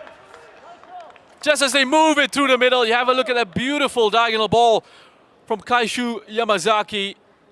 Just the technique on this, drives it into Shawal, and his first time ball. What about that first save? time ball? I mean, it's a great save, sure, from Shazwan, but that first time ball from Shawal here, that's a peach of a pass across the face of goal, and then they've got bodies in there. Nazrul Nazari making up for a few issues defensively with a crucial equalizer for Hougang United. And Nazrul becomes the 12th Hougang player to score this season with his first of the campaign, and boy oh boy does that set up the second half nicely now. Right on half-time, Nazrul cancels out Yasser Hanapi's 12th minute opener, and Gavin Lee will be furious. They had a couple of chances to put this game almost beyond Hougang, courtesy of this man Arman Bosniak, who continues to carve them up. Yasser Hanapi, they might still have time to go back in front before the break, but no, as I'm sure the referee will leave it another 10 seconds or so, Taufik Tana, and then blow for half-time. Not even 10 seconds. Well, 2 goals in the first half. After 12 minutes, Yasser Hanapi converting after great work down the left from Armin Bosniak, who was the standout for Tampines for the opening stanza. But then right on half-time, and Tampines couldn't say they hadn't been warned. Tommy Yukidoy had a couple of efforts straight at Shazwan Bahari, and after Bahari had made a cracking save off a Tommy Yukidoy effort, Kaishu Yamazaki's diagonal ball in eventually was finished off at the third time of asking by Nazrul for his first of the season. At the break at OTH, with half-time analysis to come, it's Tampines Rovers 1, Hougang United 1, and have we got a second half in store for you? Stay with us.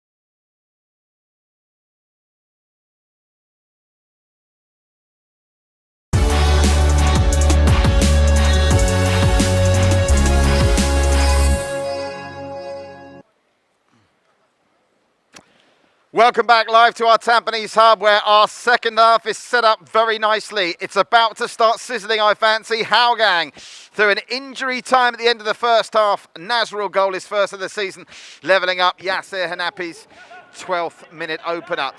Roshan Rai alongside me, and Rosh, a game of plenty of chances. I suppose the only surprise is that we've only seen 2 goals so far. Yeah, I mean, look, plenty of opportunities, especially with Amin Bosniak down this left-hand side, getting lots and lots of joy, going one-on-one against Nazrul Nazari. There's far too much time and space for him to actually clip across into the box there, and I touched on this during the game. I spoke about, you see that defensive line just drop off. Yase holds his position because he knows that defensive line is going to drop off to try and protect their goal, and there will be that little bit of space for that cutback cross as it's clipped into him for him to direct it in towards the back of the net. That was 12 minutes in, but even prior to the goal, Hougang had their chances, and they had another one here through Shawalamo, who was lively. Again, like so many of Hougang's efforts in the first half, straight at Shazwan. Well, we're seeing tactically Hougang, the way they're sort of setting up, Idraki stretching the pitch down the right-hand side, Shawal doing the same on the left and looking to try and play those diagonals into him, and he's looking to try and take Madu Mahana on that occasion, a shot that goes straight down the middle. But here, Amin Bosniak once again, one-on-one, causing all sorts of issues,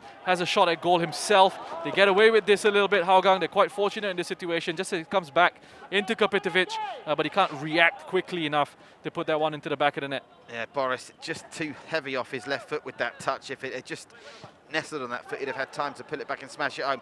Tomiyuki Doi, well, he was starved the service for large portions of the game, but just a quarter of an hour to go before half-time, and he got goal-sided by Haki. I've looked at this from several angles. There was a slight nudge, but I think it's just good defending, isn't it? It's a good challenge by Bahaki. Really did well to recover there. Tomiyuki Doi wanted lots of time to try and apply the finish. Here, there was a big deflection from this shot of Kapitovic off Farhan Zulkifli. At one point with Ridwan, I think he wasn't quite sure if it was going to end up over the bar or just underneath the crossbar there. But Hougang, I mean, just have a look at the build-up in this goal. A beautiful diagonal ball played across to Shawal. The technique on that first-time ball to play it into Tomiyuki Doi was also fantastic. Great save by Shazwan. He deserves a lot of credit for this save.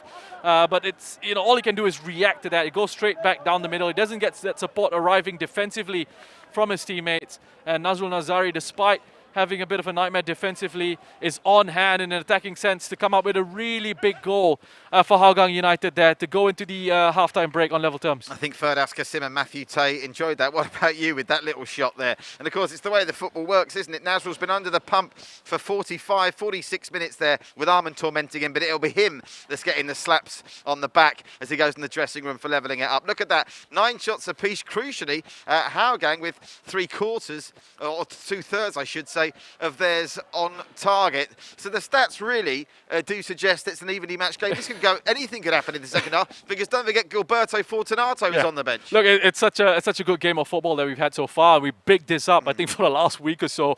We spoke about this match. I mean, we have a look at what's going on over at Jalan Besar Stadium. Lion City Sailors leading by a goal to nil. Yeah, let me update you on that, because Shardan Suleiman, right before half-time, the former Tampines player, giving the Sailors the lead after a straight red card for Shairul Sazali, which was just 60 seconds before Shardan Suleiman had given them the lead. So it's going to be a long second half for the Young Lions, down to 10 and trailing by 1. Yeah, look, again, it's going to be a long, hard season for the Young Lions. Listen, I'm looking forward to what happens here, though. This is our focus, our main focus in the here and now. It's going to be a cracker, this one. Stay with us. 1-1, and they're locked together at the break. We'll be back with a kick-off of the second half next.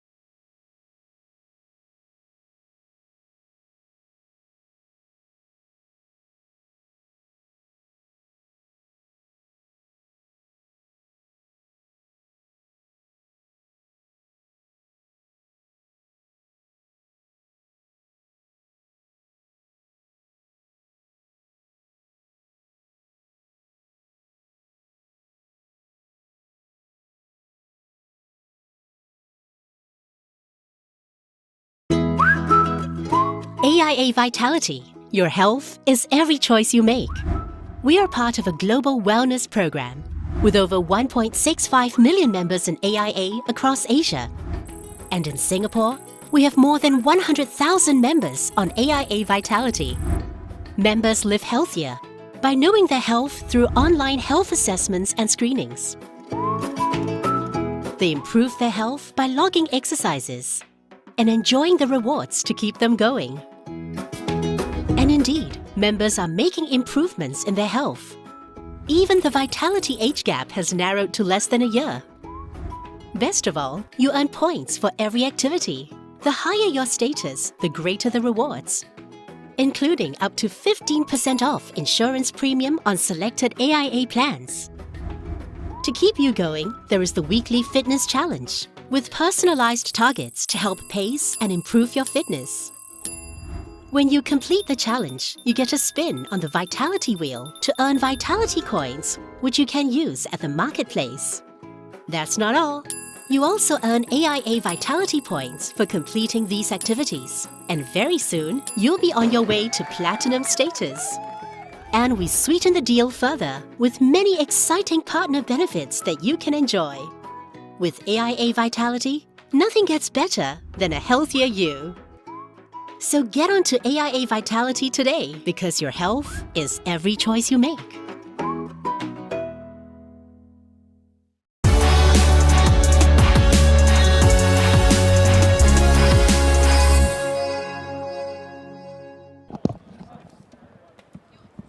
Welcome back. Half-time here at OTH. It's 1-each. Tampines Rovers. Yasser Hanapi's 12th minute goal levelled up by Nazrul Nazari's injury time equaliser right before half-time. It sets up the second stanza very nicely. Looking down at the pods of substitutes warming up, and Gilberto Fortunato still got the bib on, so it doesn't look like he'll be introduced at half-time. I wonder if that had been the case if they would be training at the break. I can see one of the subs coming across, though, Afiq Noor. So maybe Afiq Noor, maybe a half-time change for Hougang. What do you make of Afiq potentially coming to the party right after half-time, Roshan? Well, I said they were having a few issues in those central midfield positions, especially when moves broke down.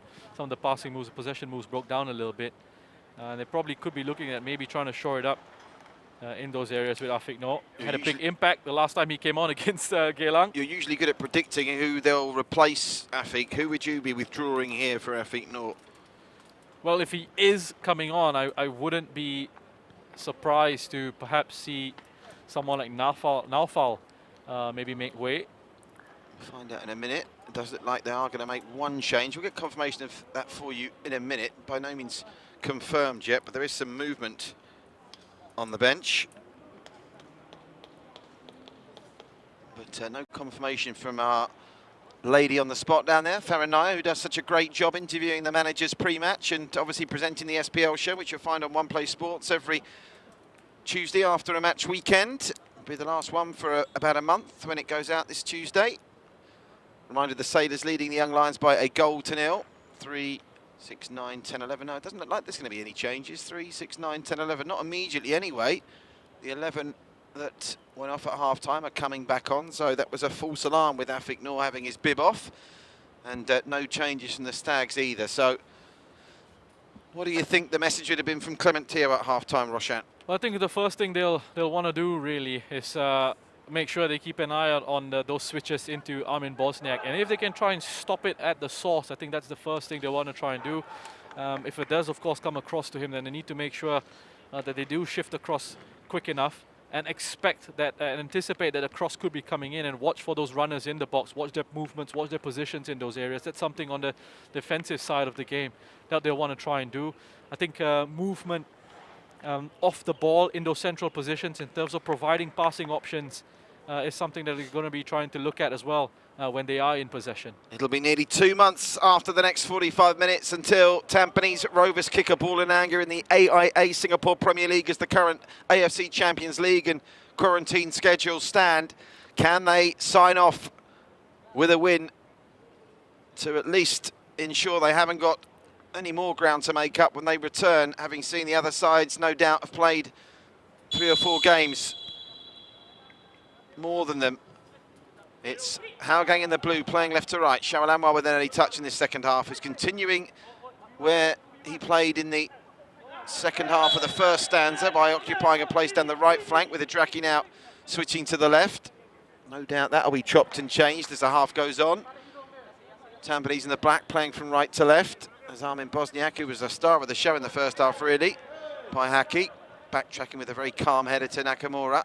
Boris Kapinovic drops deep. Iman Hakim.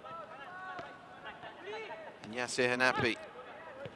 Back to Amarul Haikul. Quick word on Amarul Haikul, because I suppose it's a compliment really that they switched Idraki to the other side, because Amarul had done a decent enough job of marshalling Idraki for the opening half hour of the contest, Roshan. Yeah, I thought defensively he was very steady, patient when he needed to be at times, and he was reading those diagonal balls quite well for the most part. Look at that from Farhan Zulkifli, outside of the foot and taking no chances. Ryan Senezel sends it behind for a corner. Really impressive driving run. We saw plenty of driving runs from midfield from Tampines in the first half, in a midfield battle that's not being played at close quarters. That was the case when Hougang played the Sailors earlier this season, and again they lost 1-0. The midfield battle, well, there was no distance between any of them, but the space in the middle of the park's opened up for both sides at times here. Now, first corner of the second stanza goes to Hougang, and Kaishu Yamazaki will take. Yamazaki delivers, and as Aplin's there, scramble, and it's over the bar somehow. Well, Anders Aplin, his initial effort was parried away, and Maxat somehow just couldn't apply the finishing touch. Roshan Rai. Oh, well, he must have taken his eye off the ball there, Anders. That's a huge opportunity. That's a big chance for Hougang United. Make no mistake. I think he's just taken his eye off the ball there, perhaps distracted by the fact that Shazwan's made a challenge there just to try and come out, to try and claim it. But he needs to put his head on that. It's a big opportunity for Anders Aplin. He gets that free run. Because they had that late run into the box, Anders and Maksat, both of them were unmarked and were able to just charge into the 6-yard box in that situation. Mamedovic out to the right-hand side with Madu. Tampines yet to get going offensively through these first 2.5 minutes of the second half. Oof, that was a rather elaborate clearance from Maksat. Did the job though. Shawalanwa, Tomiyuki Doi, and Ryan Sanazal sweeping up at the back, sends it out for a throw. But Hougang have come out with, on the early visuals, a little bit more purpose than Tampines at the start of this second half. I think the movement from the substitutes bench is going to be key still in this game. When you look at the likes of Torfik, Soprano, Gilberto Fortunata, surely going to play some part in this, both of those players. Hafiz, the goal scorer, Nazrul, crowded out of it, but Armin, Shawalanwa, might get the cross in here, and Armin's deflected it to Nazrul, who can square this. And Nakamura with an important touch, but this is the kind of defending that Hougang are presenting Tampines within the first half. Now Tampines returning the favour as Yamazaki shot straight at Shazwan Bahari. Yeah, quick snapshot by Kaishu Yamazaki there. Came to him very quickly. He's done well to just get that one on target. Fine, so Kifli's come out with a bit between his teeth in this second half. Yamazaki.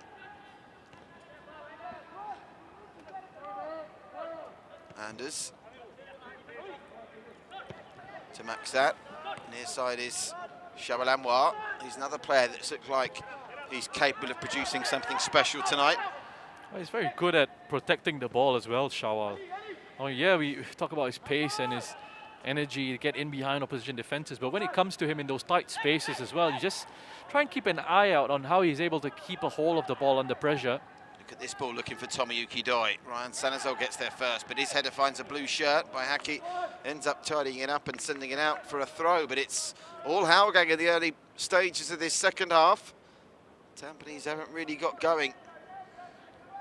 Psychologically, can that affect you as well, Roshan, conceding a goal like that when you're almost resigning yourself to, well, we'll go into the break 1 up. We should probably be more than a goal up, but we'll take that. And then all of a sudden, just like that, you're back to square one. And I think the general feeling would have been, you know, we've largely kept Hougang at bay. We've controlled most of their threats.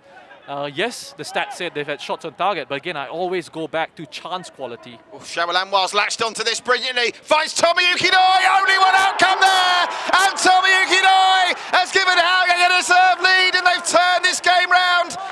Inside 6 minutes of football, 60 seconds at the end of the first half, and 5 minutes at the start of the second, Shawalanwa take a bow, and Tomiyuki Doi latches onto it for goal number 14. Roshan Wright. Well, the difference in the aggressiveness of the start to this second half. You just see Hougang coming into this with their tails up.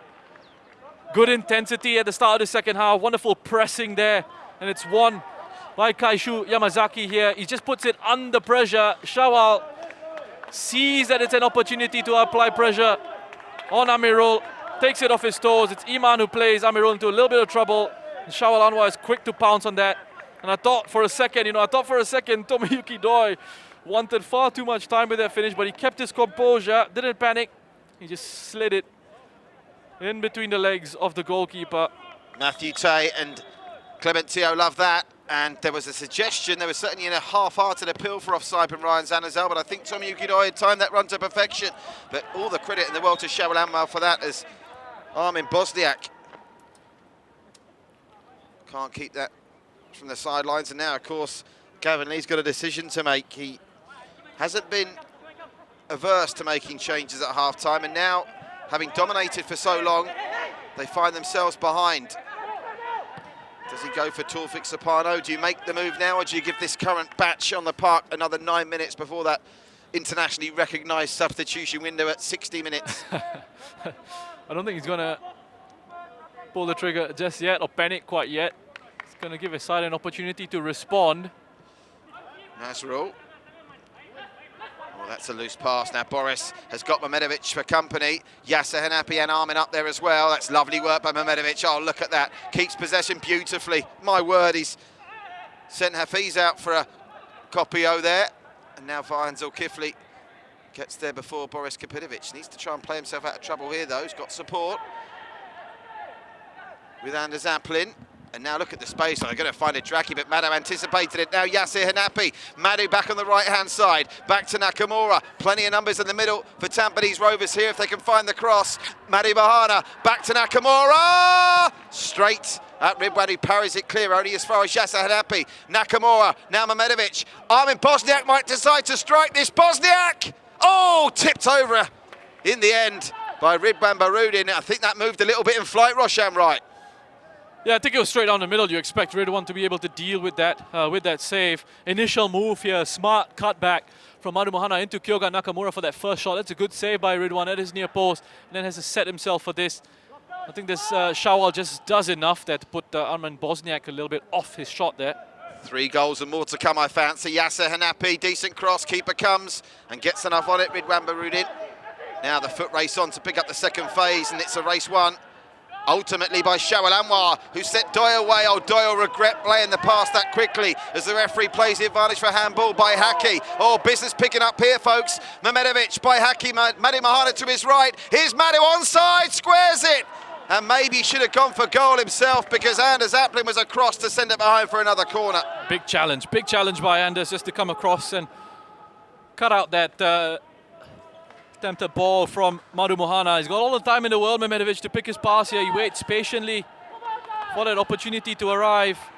Credit to Hougang for the way that backline defended that there. Again, talk about the game being stretched. It was Hougang that were actually looking to try and counter-attack. Back with the live action. Corner comes in and it's headed off the line by Kaishu Yamazaki. Well, Gavin Lee would have wanted a response after they went behind at the start of the second half. He's got one, but there are gaps appearing at the back. Shawal Anwar looks to square that, and there's a chase on for Norfal Asman, and he might well get there first before Iman Hakim does. And Iman Hakim, in the end, does well to trap back and send it out for a throw, but Hougang have got their tails up here. Tomoyuki Doi! Just wide to the right-hand post of Shazwan Buhairi. End to end now, Roshan. Well, this is works really well for Hougang, because those opportunities on the counter-attacks is where they're really deadly. Well, you suggested he wouldn't panic. The panic has come from Gavin Lee, maybe not on the hour mark, but he's not waited too long at the start of this second half. A double change is on the way here. And apparently Taufik will be coming on. So the 11 that are out there only got a couple of seconds left to try and change this round. So the changes that are coming, I'm being told, they'll introduce Irwan Shah shortly, but they might be coming on with the team. 3-1 down. What a save that is. The rebound, that will be knocked in. And Idraki scores again. He celebrates his national team call-up with Hougang's third of the afternoon. Those scored twice in 5 minutes, 3 in 10 when you take into account the goal at the end of the first half. And those changes that have to come now, and not just come, Roshan, they'll have to turn this game on its head. It's Stags 1, Cheetahs 3. Oh, they'll kill you on the counter-attack. And what's key about that move there, beautiful ball from Naufal, but it's that late run from midfield of Hafiz Sujat that catches that Tampines defense off guard. You just have a look at Hougang's desire to get bodies streaming forward here into those central positions. Idraki gets rewarded for his work rate and his energy and his intensity to want to get himself there on hand to put away the rebound off the post. And Hougang, I think with the opportunities that they've created in this second half so far, deserve this lead. They look like the hungrier of the two. Started off the second half at an incredible tempo here, and Tampines haven't been able to deal with it. Just have a look at the way they're jumping into challenges here. Maksat coming across. Maksat, and they're away again. Oh, just missed out, but Idraki's going to get there before Madu. Idraki in the area again, and Madu Mahana does well on the cover challenge. Just some hope for Stags fans is that they trailed 3-1 in this game 2 seasons ago and came back when they were playing with 10 men then to level it up 3-3. But they're in danger here of being overrun. It's almost a role reversal to the first 45.5 minutes, Roshan, where every time Tampines came forward, it looked like they could score. Now Hougang looked dangerous every time they're in the final third. Norfout. There's a rare miscue. Yasir Hanapi picks it up. And again, something else we need to mention, it's going to count for nothing, but on 2 of the 3 Hougang goals, Shazwan Bohari's pulled off an absolute world-class save, only for the rebound to be knocked past him. Armin Bosniak, Kapinovic, another very important covering header by Anders Aplin. Good defending by Anders, gets his positioning right there. Was just able to read the flight of the ball. Again, it's that predictable, I would say, cross from Armin Bosniak coming in, just drifts it onto his right foot there, but stopping it is a whole other matter. Anders does well to head that one away on this occasion. Taufik and Irwan are now ready to come on. Can the Stags get one back before they make the double change? Corner goes deep. Ryan Sanderson will get to this, but it had gone out of play and swung back in, so it'll be a goal kick and other changes will come.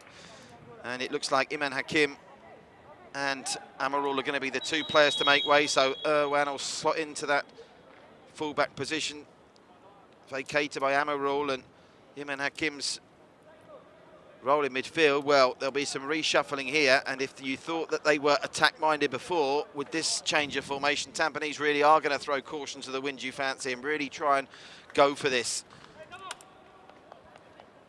But it was the kind of afternoon, Roshan, where we thought anything could happen, and anything is happening here. Tampines led, now Hougang with a 2-goal buffer, and I still don't think the 3 points are in the bag for the Cheetahs yet. What say you? I think we're going to see more goals here in this game. I just expect it to happen with the way the 2 sides have set themselves up in this one. And again, keep going back to the fact that now that Hougang have got that 2-goal cushion here, it's absolutely going to suit them tactically. Wait for these opportunities on the break. A reminder, this Tampines team are resolute. They came from 2 down. They've been in these situations before, Patrick. Yeah. I was just going to highlight that as well. They came from 2 down against Alborex, who are a very difficult side to score 1 against, let alone 2 in the final knock into the game. Oh, they're through again here, though. Shawalamwal gets it back. They wanted a free kick. Hafiz, Tommy Yukidoy, they're both getting in each other's way. Hafiz still comes up with this. My word, it's an absolute scramble in that penalty area. Doi, was there handball there? Yes, there was. Well, goodness me, it's like a game of pinball on the edge of the area.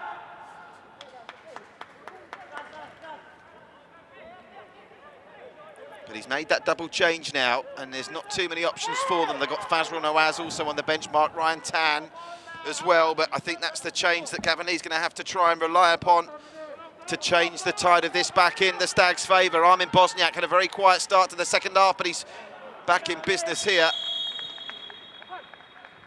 As now the response to that double change by Gavin Lee comes from Clement Teo, and it's that change that we thought was going to happen at half-time. They delayed it, and boy, Clement Teo will be glad he did delay it, bearing in mind what transpired by Norfal Asman, which is the move that Roshan said would happen, is being replaced by Afiq Noor. It just allows them to short things up a little bit in those central areas. 2 different players in terms of their playing profile. Nafi can just sit in a little bit with Kaishu Yamazaki, but he's also got that work rate and that energy to run in behind if he needs to. Maxat. Yamazaki. That's a rare misplaced pass, and even then Shawalanwa nearly picked up the pieces. He's having some games, Shawalanwa, isn't he? He looks sharp, looks lively. He'll be one of those players departing for Dubai with the national team, led by Tatsuma Yoshida on Tuesday.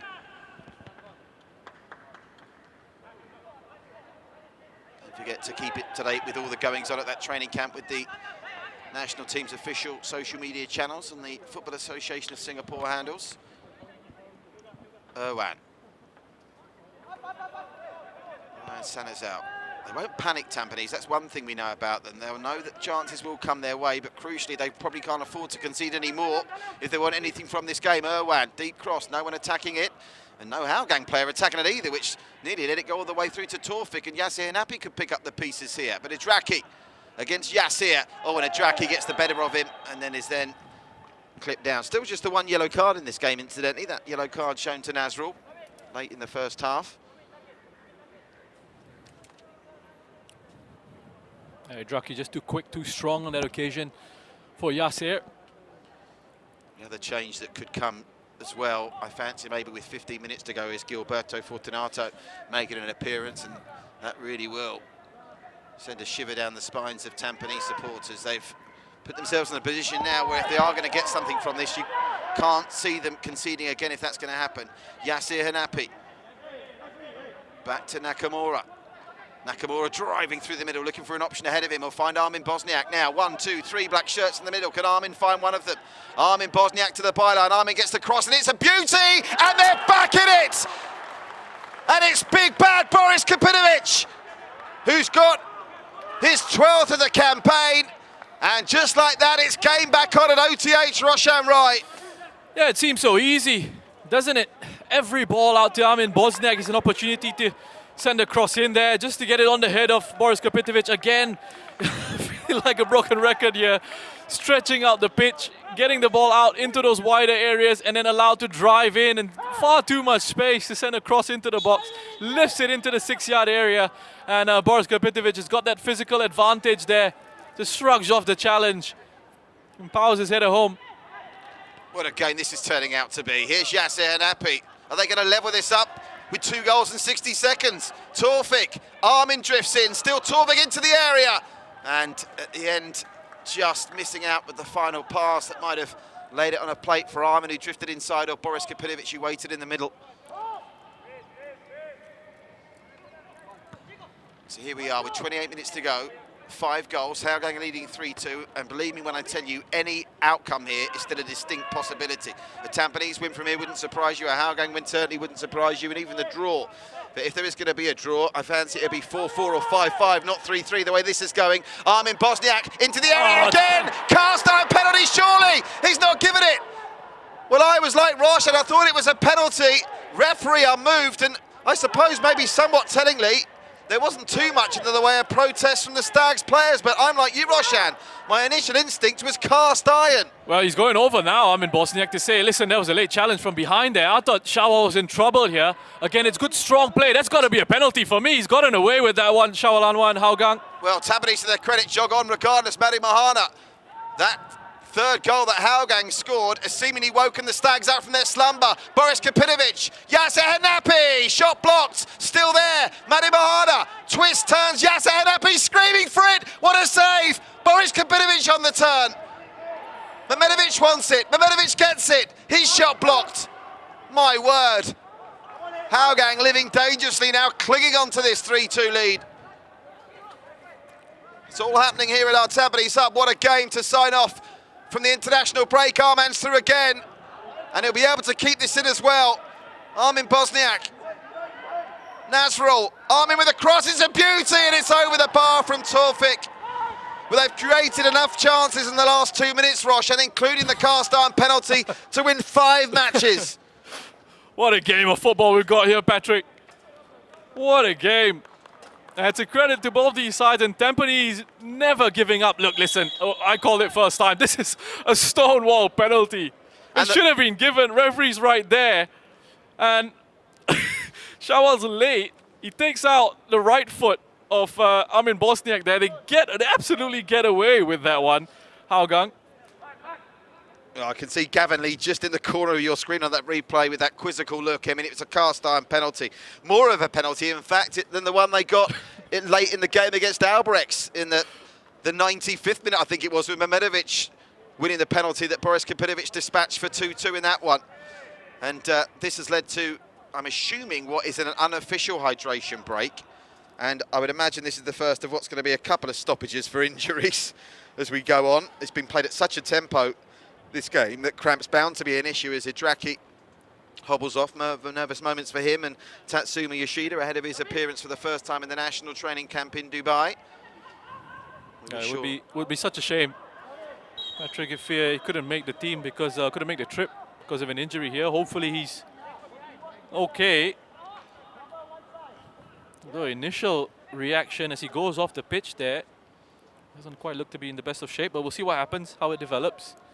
They've only made one change so far, so that's Sunday for Clementio. We hope Hidraki Adnan's okay. Here's a chase for Armin against Zulkifli, who does very well there. That was beautifully cute play from Farhan Zulkifli.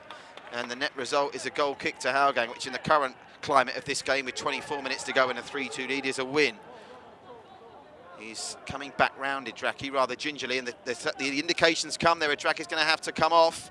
So our thoughts with Hidraki Adnan ahead of his proposed departure to Dubai on Tuesday with the national setup, but he looks like his night is done here, and of course that is going to set the stage surely for Gilberto Fortunato. Not exactly like for like, but it's the obvious change to make, although I suppose Shafiq Ghani if you wanted to be more defensively minded. Meanwhile, Hafiz, shot comes in just over the bar. Now Clementio's got a decision to make here. Who would you replace Hidraki with? I mean, Fortunato's there. Do you try and be a bit more cautious on the proposed change? Yeah, I think he's having a discussion here with Firdaus about what they do, because you're looking at a change in shape. Obviously, whoever you're going to bring on here, that profile of that player is going to be very different. I'll just come back to you in a minute as you see this attack develop. Out right to Taufik. Taufik pulls it back. Boris takes a touch. Didn't want to risk taking the first time effort. Now back to Nakamura. His effort blocked. Hougang bodies flinging themselves in the way of the shots that come in. Another brave header from Anders, and he'll get the free kick as well to clear the danger. Tampines now laying siege to the Cheetahs goal as we still look down to see who'll come on, and it will be Shafiq Ghani. Shafiq Ghani. They've gone, I suppose, on the side of caution to a certain extent. Remember, I think Shafiq Ghani, he was the man that came and scored off the bench within 30 seconds last weekend. And of course, Gavin Lee will be down there with his own little timepiece, making sure all these minutes are added on at the end of the 90. As we have a look back at Boris Kapitovic getting the ball back to Nakamura. There's those crosses that come in from down that left-hand side. That was a very important header from Anders Aplin. His influence has increased as this game's gone on at the back. Still 1-0 to the Sailors, by the way, against the 10 Young Lions. Yeah, this was the early opportunity as this body's in the way there. Kaishu Yamazaki blocking the shot from Kyoga Nakamura.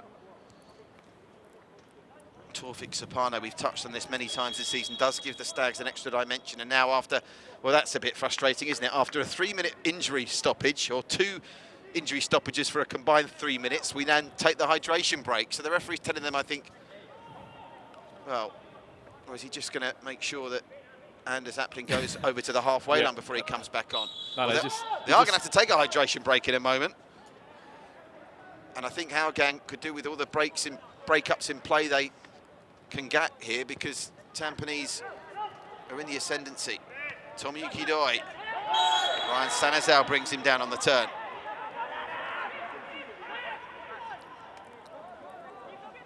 Still a game very much in a knife edge. It's the kind of game, and when we saw this yesterday, didn't we? No, last week in the closing stages of Hougang's game against Geylang. When football's played like this, you can get 3 goals in 120 seconds. It's end to end. Here's Afiq Noor with a free kick. Afiq Noor. They want handball there. They're not going to get it, but Tomoyuki Doi, who fell over as he took the shot and it went over. They're still screaming for handball by Haki, furiously remonstrating.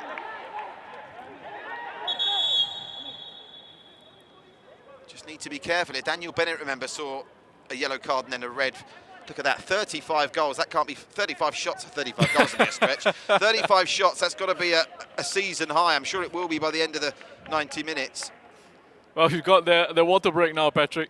Well, now, when this suits Hougang, to be honest, they've had a couple of injuries. You know, we've had the last 5 minutes on the clock. We've probably seen a combined 45 seconds of action. And this will be Gavin Lee's chance to just rally the troops for one big push. They're still in this, and still in with a chance of the 3 points for me, Tampines, from this position, Roshan. Yeah, I certainly think so. And again, we've seen them with these opportunities that they've had. Feed the ball out into Armin Bosniak. He's going to give you your best chance of an opening. We've also seen Madhu get forward down the right-hand side, create a couple of opportunities, help to create a couple of opportunities. But just a bit of reshuffling for Hougang because they had to make that change with Shafiq coming in. It's about trying to maintain the balance. They pushed Hafiz Sujat, it seems, initially down that left-hand side. So just to sort of maintain that symmetry in that position, and it allows Shafiq Ghani just to play in more of a central area. This is another look at that goal here. Just have a look at in the box. I mean, the marking is tight there. Kaishu's trying to mark Kapitovic. You know, he's in there. He's got his arm on Kapitovic, but Kapitovic is just too strong. It's just that movement and timing of that movement. A quick step away from Kaishu Yamazaki, and he gets his head on the end of that cross that comes in. The only surprise with the amount of ammunition that Armin Bosniak gives them down the left-hand side is that Tampines have only scored 2 today. That's 5 assists across the last 2 games for Armin. He's now up to 8 for the season. Standout leader, Irwan. That's a very loose pass, picked up easily by Maksat. To Farhan Zulkifli, who's impressed in this second stanza. Back to Maksat. Kaishu Yamazaki finds Afiq Noor. Over the top, keeper's got to come here. He's got to come and claim cleanly. Just about does. I think Shazwan's complaining there was a foot up from Shawalan while there, who's now gone back to the left side since Hidraki's departure. That's a really nice idea, and the ball there from Shafiq Ghani. That's a quality he possesses in his left foot. Oh, what a challenge from Mehmedovic that is. What a challenge. Well won back by Kaishu Yamazaki. The ball hadn't gone out of play, much to Mehmedovic's displeasure. Ryan Sanazal's got to be careful here because he's got Tomoyuki Doyle over him. Mehmedovic, oh, look at that challenge from Kaishu Yamazaki.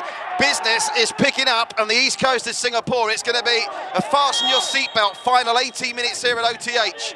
And I think the referee may well have to get more yellow cards out here. It could explode at any moment, this game. Just the 1 card so far shown to Nazrul in the first half, as Nakamura switches play beautifully to find Tawfik. Tawfik with Boris in front of him. He doesn't mind running at defenders. Tawfik gets it back to Nakamura. Nakamura, oh, lovely feint by Nakamura. Madhu, 4 black shirts in the box. Madhu Bahada over them all and headed away by Hafiz.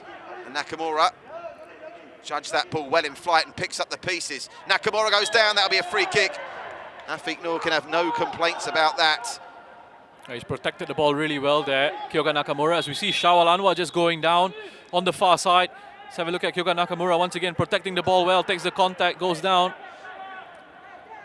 Well, if I had $1 for every time a Hougang player goes down with cramp or injury between now and the 90-minute mark, assuming it still stays 3-2 to Hougang, I'll be taking you out for a steak dinner tonight, Roshan. I would do if the restaurants are open, because it's going to be a frustration for Tampines that the play will be broken up. But I'm not criticising Hougang. It's not ideal. It's not something we like to see in football, but it happens.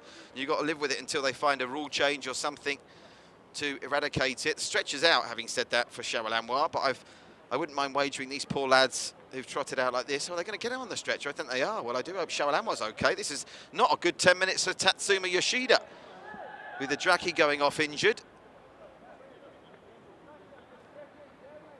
I wonder if he's just feeling the outside of his knee there, Shawal. So he did just go down. There was no one around him. Change is coming, and we're not going to see Gilberto Fortunata this afternoon, because the third change that's coming from Hougang is going to see Muhaimin Suhaimi on, apparently. Wait for confirmation of that, as he is stretched off. So let's hope Shawal Anwar is okay. He's had a great game. Shawal Anwar was instrumental in that rapid-fire turnaround at the start of the second half, having hustled to get Tomoyuki Doye's goal. Meanwhile, back to the live action, as Shawal Anwar is replaced by Muhaimin. Mehmedovic can score from this kind of range, believe you me. It's a defensive move from Hougang as well. The temptation would have been to put Fortunato on. Mehmedovic has a lovely free kick. Keeper came out, and it's over the bar from Tawfik. Really like the idea of what Mehmedovic tried to do there, just drifted it in. Well, listen, we got a couple of players down injured, and Ridwan Barudin's one of those. It's really good goalkeeping from him there, just to come out initially with that punch. Were you about That to was say, and they've used all 3 substitutes, of I was course. just going to say that as well. Well, there's no reason for a Tampines player to be down on the deck under the circumstances. So Yasser Hanapi's in some discomfort here. Yeah, he's taken a heavy knock. The Stags have still got 1 change they can make. But Yasser Hanapi's in some discomfort. Goodness gracious me, we're going to be set for at least 5 or 6 minutes of time added on for stoppages the way this is going. He's not moved at all, so he's in quite a bit of pain. Worrying moments for Gavin Lee. Now, who do they have on the bench here? What would be your move be here? So is Mark Ryan Tan's an option. Fazrul Nawaz is an option. But they don't want to lose Yasser Hanapi. And, I mean, the other thing to say, we've had Shawal Anwar go off injured. We've had Idraki go off injured. And now, Yasser seems in some discomfort. So of the 7 international-bound players leaving on Tuesday for Dubai who started this game, now 3 of them look quite badly injured. So I think he's in big trouble there. I don't think he's going to be able to carry on. I think there's a cut on his eyebrow. We'll see what happens, how it develops here. He just seemed to take a knock from the goalkeeper as Ridwan came charging out there. Well done to the young lads on the stretcher duty. They've already had to cart off Shawal Anwar. Not such a long journey for them to take out. Yes, they're happy from the field of play. Yeah, he's just taken a knee into the temple there. Well, his bravery was with the very best of intentions, but it's going to see his game done here. Now, the question is, who's Gavin Lee going to go to? And he's going to have to go to whoever he's going to very quickly, because Yasser Hanapi in a lot of discomfort. Well, we must be looking set for 6 or 7 minutes as time added on at this point. That's going to be another controversial issue here, particularly if a team is trailing after the 90 minutes. Tampines, fortunately, had only made 2 of their 3 changes. Of course, now Hougang have made all of theirs. And I can tell you, he's going to the bench to bring Fazrul Nawaz on, and that's obviously as much to do with the scoreline and the context of the game rather than a like for like. And they really are now going to throw caution to the wind, Tampines, with this change, Roshan. Yeah, they're going for it, and they have to be going for it. Of course, this late on in the game, there will be, as you mentioned, lots of time added on at the end of it. I just really hope that Yasser Hanapi is going to be okay. We need a few stitches on that wound, but you just hope there's no other damage that's been done. Meanwhile, back to the action, and the clock's ticking around to the 79th minute.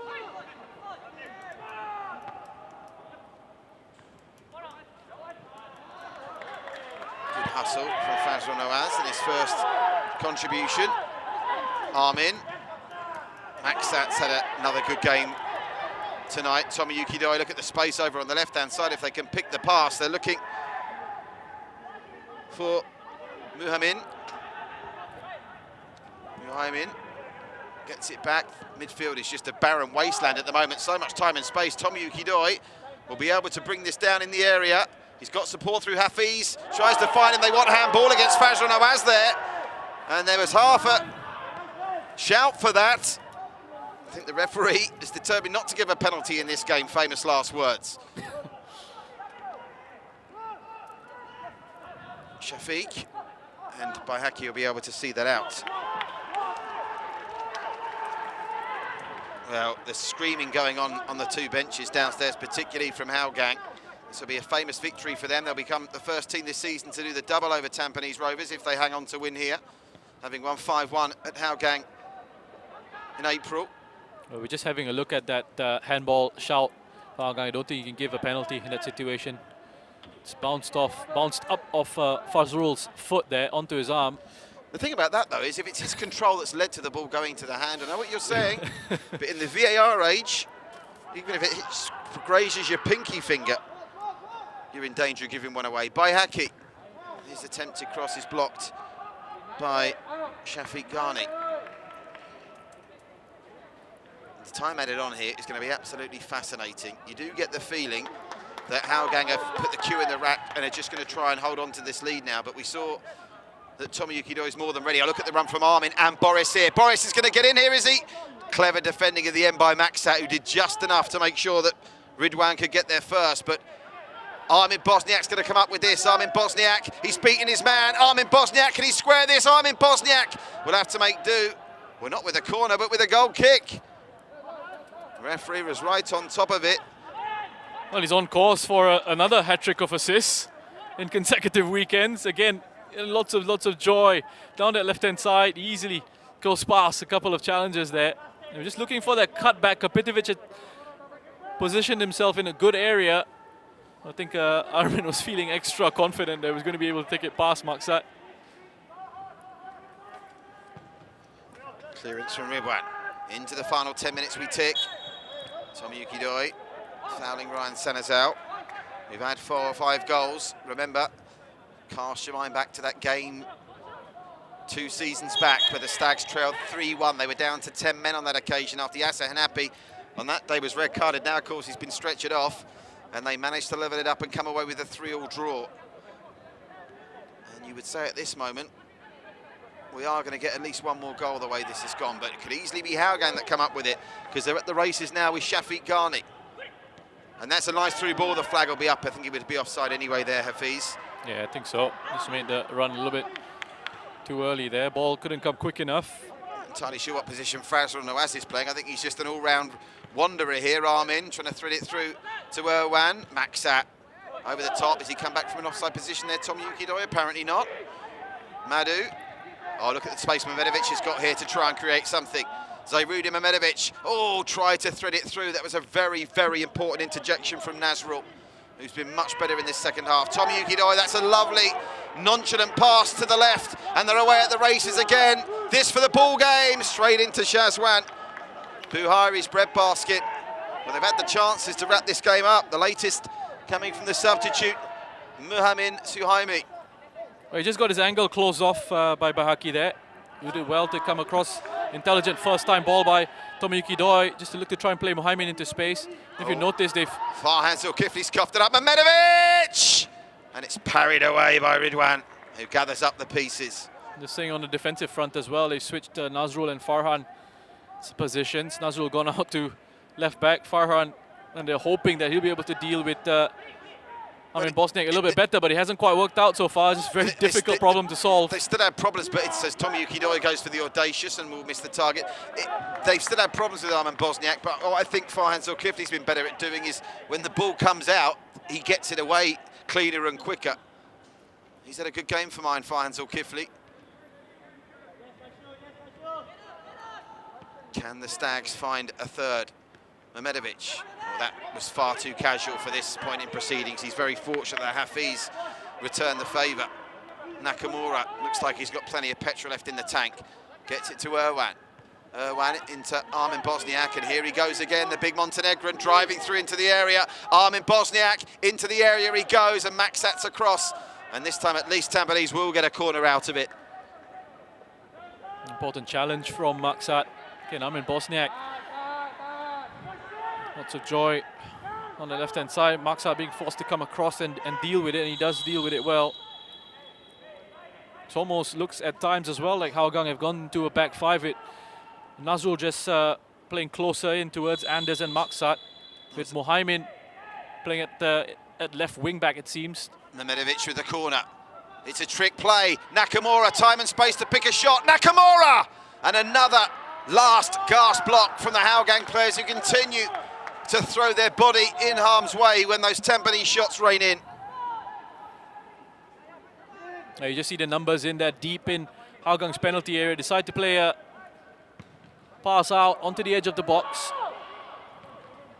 Straight to Baihaki, they're inviting them to come forward again, and again there's space to drive through the middle of midfield with Nakamura. Nakamura to Mehmedovic, who gets it to Bosniak. Mehmedovic turns beautifully.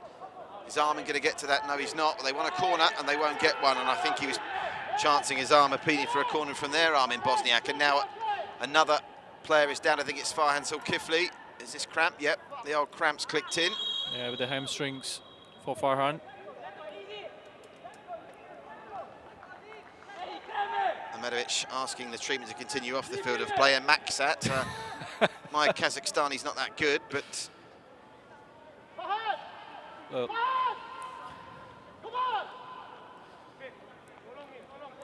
Probably wouldn't understand you anyway if it was Kazakh. Yes, it's Russian he'd be speaking, wouldn't he, Max? That's how my Russian's not that good. The Kyrgyz Republic. Fine, so Kifli goes off.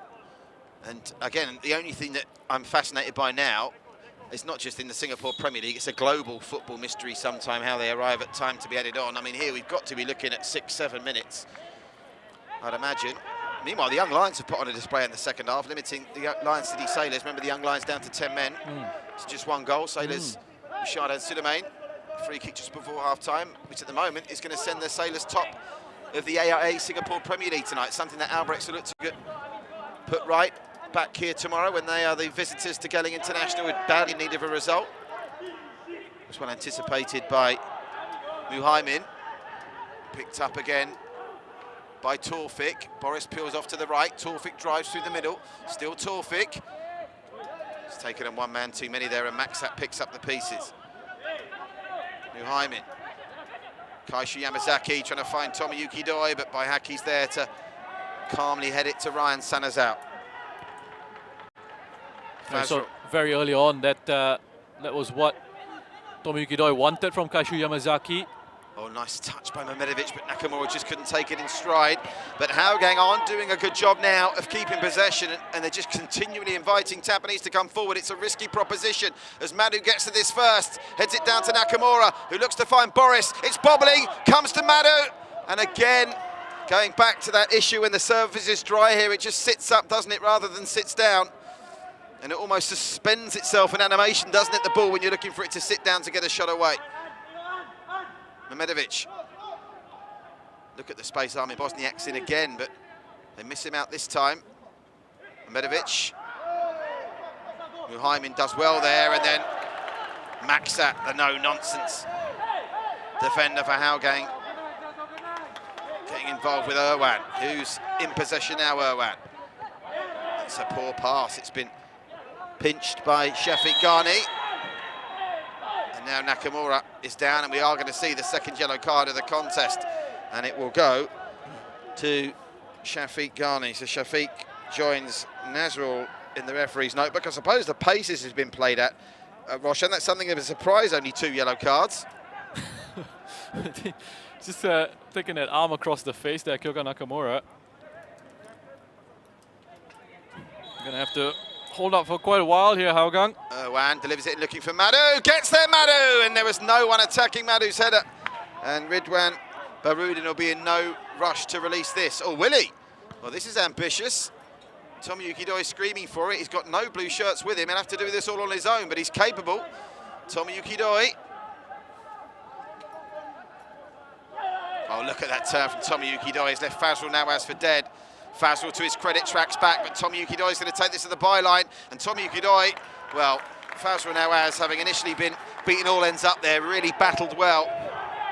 And Nakamura will try and bring it up the other end for Tampines, who can go coast to coast in a matter of seconds. It's what they need to do here to get the equaliser. Nakamura by Haki. Fazrul to Irwan. Looked for Armin. Instead by Haki. We'll try and thread it over to Torfik. Too much on it. And they need to go to the keeper here, otherwise Ridwan Barudin will be able to take off 60 seconds from the clock. How much added time added on are you estimating here, Roshan? You're looking at least 5 minutes, I would think. I think 5 would be on the conservative side. Of Tampines will probably be screaming for 8 or 9. Unless they score twice in the next 60 seconds, in which case they'll take just a couple. But I'm being told there'll be 6 minutes added on, so you were nearly bang on, Rosh. It won't be bang on for Tampines if they're looking at the prospect here of embarking on their AFC Champions League adventure, potentially, or not potentially, definitely out of the top 3 before their return, which will be in 50 days. Their next scheduled game in the AIA Singapore Premier League, the 11th of July against the Lion City Sailors. Here's Shafiq Ghani to Tomoyuki Doi. Nakamura helping out at the back. Here's Afiq. Shafiq, Afiq. blocked, and Irwan can bring this away, and they need to get it up the other end as quickly as they can, as we're about to enter the first of what we're told will be 6 minutes added on. Irwan, Nakamura, Torfik's got space to work with here. Oh, Torfik, that was sensational. Turned out as Ablin inside out, now Boris to the edge of the area. Mehmedovic wants it, Mehmedovic gets it. Mehmedovic eventually muscled out of it. They get it back to Nakamura. Armin wants this down the left. They find Armin Bosniak. Is there one more chance for the Stags? Armin crossed but headed away. Straight back to the Montenegrin. Armin, he's offside here, I think, Torfik. That's why he didn't attack that as actively as he might have. I think he just wasn't sure, Ridwan, there, if he could pick the ball up in that situation. I think he was worried it might have been a back pass as it come off Farhan. But Tampines here with a chance to swing one in.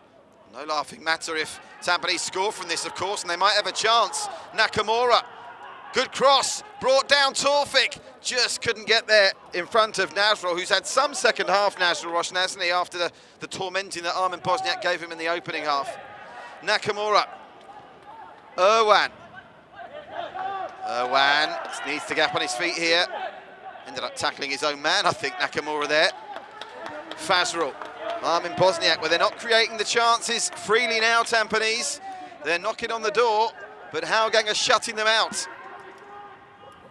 Are the Cheetahs about to do the double over the Stags? By Haki. Torfik. 3 black shirts in the area, but they find the blue one of Kaishi Yamazaki. Nakamura. Oh, Nakamura might pull the trigger here. Thought about it. Still Nakamura. Might go the Madu route here. Might not have much choice. So he finds Mehmedovic in space. Can Mehmedovic get the shot away? Mehmedovic!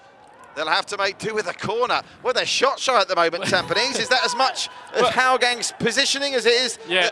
Tampines just don't want to shoot from range. It's almost like a back 6 or a back 7 at times from Hougang here. Very tight spaces in the box there to try and work with as the corner comes in. Corner number 11. Comes out Ryan Sanazal, who scored last week. He won't be scoring this unless he gets a goal. Now Nakamura. And it's just wide, and that's what they're resorting to now. 30-yard out efforts. Well, we're now already into the 3rd minute of the 6th. There'll be a no rush here, Hougang. They need to call upon all their reserves. Remember those closing seconds against Albirex Nagata here 3 weeks ago, where Mehmedovic darted into the area and won a penalty. And I suppose that penalty that wasn't for the foul on Armin Bosniak will be one of the main talking points in what's been an absorbing game here. Interesting to know the thoughts of Gavin Lee. I'm sure Farhan Naya will ask Gavin about that penalty that wasn't. Oh, look at that. That's great hustle from Torfik. Really good hustle from Torfik. And he's got the better of Nasrul for now. He needs support here, Torfik. Nakamura is arriving. He gets it to Nakamura. Oh, that was a tired pass from Nakamura as he tried to get it through to Mehmedovic. But Hougang just can't clear at the moment. Here's Fazrul. Oh, that's brilliant by Kaishu Yamazaki. Just have a look at how he was chasing and harrying. Advantage being played. They'll come back and book Fazrul, I'd imagine, for sure. Shafiq, Tomoyuki Dai, we've been here before 6 days ago. Tomoyuki Dai! This time Shazwan just about keeps the Stags back in it. Meanwhile, Yamazaki still on the deck. Well, having played on themselves, Hougang can hardly complain if Tampines play on as well. Oh, that's now going to be another foul, and the referee should probably make 2 bookings here. I'd imagine he has to book. Have a look at Maksat coming across as well to help his teammates out. Initially to that, reacting to that was Farhan Zulkifli, who was just trying to stop Armin Bosniak from approaching behind him. But he's got to make a couple of decisions here. He's entitled to go back and book Fazrul Nawaz. Then there's a suggestion that Maksat should be booked, and well, it's all happening here. Maksat with a bloody nose. I wouldn't want to be the person that gave Maksat Duxbeliev a bloody nose, I know that. Well, he's got to go in the book for that, surely. Muhaimin. He has to be booked for that one. I mean, it's such a late challenge. Oof, my word, that was head to head. No chance of winning the ball as well. It's a cynical one. I mean, he's apologizing to Armin Bosniak. And the net result is no yellow cards from what I can see, unless we wait for confirmation. I can tell you Song Yong has been sent off at Jalan Besar, but the final whistle's gone. Lion City Stadium's win 1-0. Mehmedovic, cross comes in.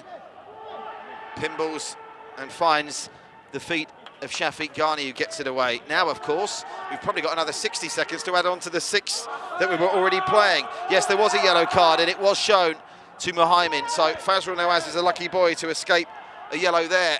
Meanwhile, Torfik edge of the area, still can't get the shot away, and there's acres of space.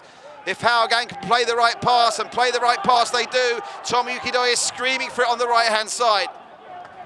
But Hougang playing the corner flag game through Shafiq Ghani now, who's dispossessed too easily. Now Madu himself has got space. It's like an A-to-side game this at times. Mehmedovic. Now look at Kaishu Yamazaki again, once again just coming across, showing good intensity there to win the ball in midfield, but it's fallen back to Tampines Rovers here. Mehmedovic. Is there one more chance in this for the Stags? They came from the dead to get a point against Alberix. Nakamura.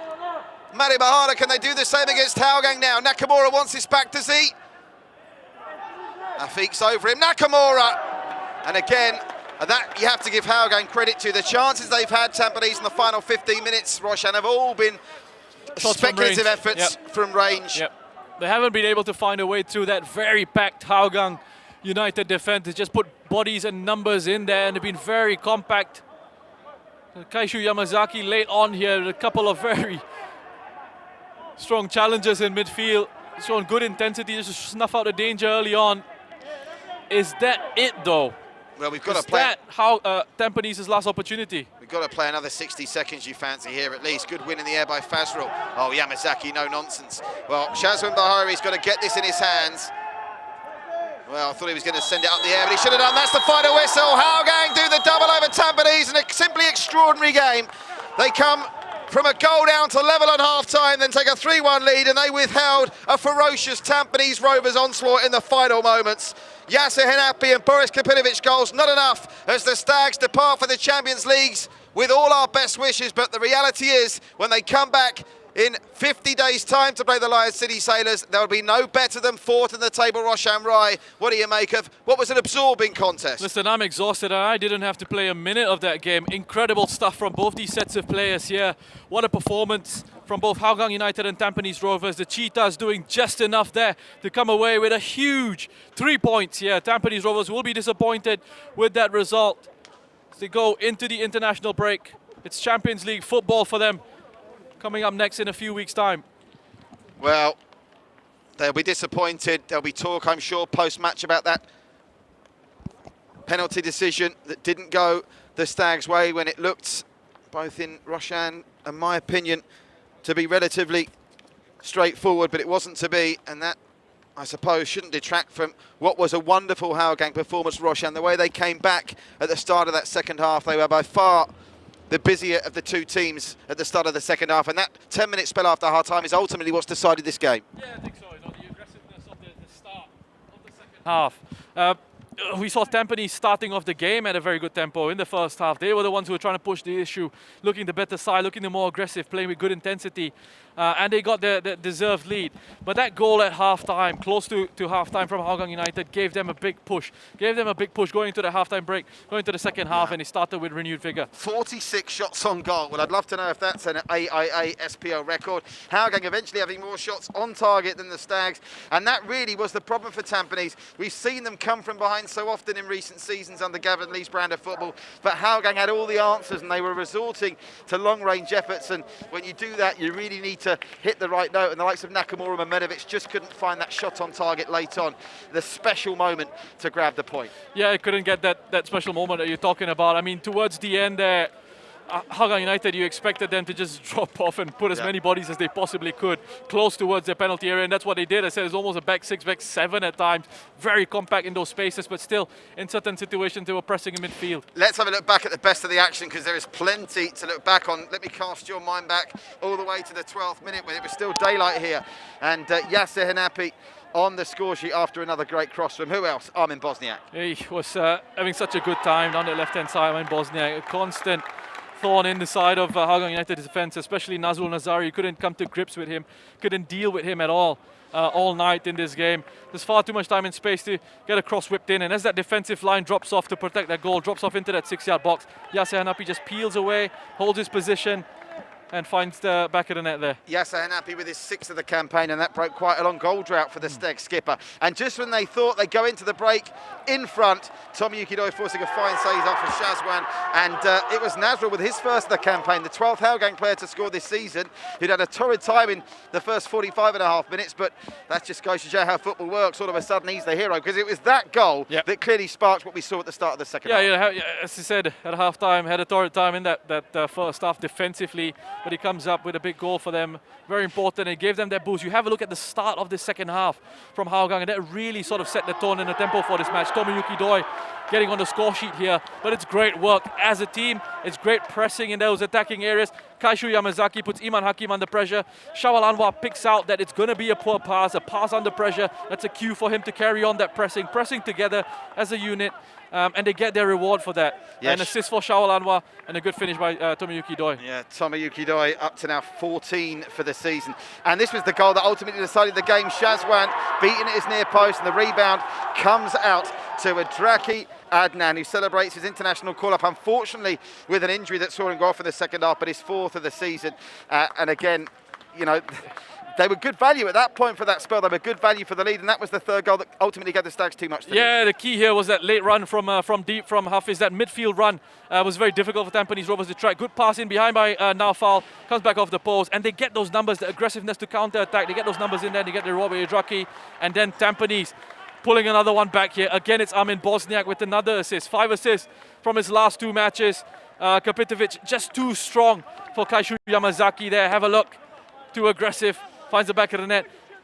And I think they'll be looking at that penalty shout as well. That will happen a few moments after this and say, oh, that should have been gone our way.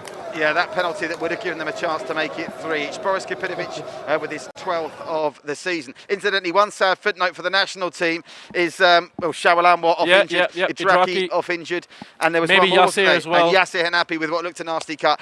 We'll talk more about that in a minute. Let's go down pitch side, because Gavin Lee, as he always does, very good to speak to us after a disappointing night. He's down there with Farah. Well, Patrick, what a game that was. But Gavin, you had a game plan. It didn't work out today. What did you make of your team's performance overall? Well, you cannot use the outcome to justify the process. Obviously, what you see is the tip of the iceberg. But what I saw was 2 teams playing with very clear principles, and credit to them, they took the challenges when they had it. For us, you know, again, we go back to our process. There are a few things that we didn't do so well, and we got punished. And we could have scored a few, I felt. But again, it's a learning process, and it's my job to get it done. But what is it about Hougang that is so difficult to break down and play against? Yeah, you know, they close the spaces behind, leave very little space behind, draw the teams out, and attack big spaces. That's the hardest thing in football. Despite the result, Gavin, I'm sure there were some positives you could take away from tonight, right? Look at our boys. Look at the way they played, the way they held their own and maintain the thinking in terms of trying to get the ball forward, playing the way we want to play, and create chances as well. And I can't be more proud for their efforts today. Gavin, thank you. Have a good break. Thank you. Yes, some break that's going to be. Remember, after they go to Uzbekistan, where they play Sydney, Jeonbuk Motors and Gamba Osaka, that's their sort of footballing life now for the next month or two. They'll be back here on July the 11th to play the Lion City Sailors. What a return that will be, because then, of course, the Lion City Sailors will have their new coach as well. Gavin always speaks very well. Are we disappointed? But I suppose as a coach, you know the players have left it all out on the field there, and that's, I mean, you know, they'll have the inquest about some of the defending and the goals they conceded, but you know, the players gave it all right the way through to the 97th minute. I think, you know, that's you would expect that from your players. You kind of think that if you're a professional footballer, that's a given. The very least you can do is control your intensity and control how hard you work on the pitch. And I don't think they ever sort of gave up here. And they've got a good record of coming back from deficits, as we highlighted against Albirex, I think early on the season, first match of the season against Lion City Sailors as well. So it's great to see that they had that sort of spirit and determination to try and get themselves back into it. They probably deserved an equaliser, I think, just based on the opportunities that they created. It would have been the classic 3-3 game if they'd have got that penalty. I mean, if it had been 3-3, you'd have said great advert for the league. Wonderful stuff. Of course, we've seen a few 3-3s already, including Tampines against the Lion City Sailors and Hougang with 3-3 against Tanjung United. We are hoping to hear from Clement Teo. I know he's not been too well, so maybe it'll be third house Kasim. We'll update you in that in a minute. Let me just tell you what happened, by the way, at Jalan Besar, where the Lion City Sailors only beat the Young Lions by a goal to nil, Roshan, and the Young Lions were down to 10 men at half-time, and then the final stages there, Song Yong, probably trying to impress his fellow countryman, the new manager. He saw red, so both sides finished with 10 men, and what that does mean, of course, is, I'm trying to think, I think it's probably happened during a game before, but it might be the first time this season the Lion City Sailors are top of the table, albeit that Albirex can go top if they win here tomorrow. Get Roshan's thoughts on that in a minute, because Clement Teo is now down there with Farah. I'm sure Clement's a very happy man. Thank you once again, Patrick. Clement, what a win. How important is this going into the break? I mean, it's a very important game. I mean, you could see that we were getting excited. The boys were giving their best to defend, and I think it's a very well team performance. Now, Nazrul equalised right before the half, making him the 12th different goal scorer for your side. Just how important was that equaliser to set up your momentum going into the second half? I think I can't take away the team spirit in my team. They work terribly hard together. They encourage each other together, and you know, whoever scores doesn't matter. As far as the team does well, I think that's the bottom line. And how much concentration and character did your boys show to hold on at the end there? Because once they pulled one back at 3-2, they never stopped piling the pressure on you, did they? Yeah, the concentration was fantastic. I mean, the determination, the mentality, the attitude of each individual.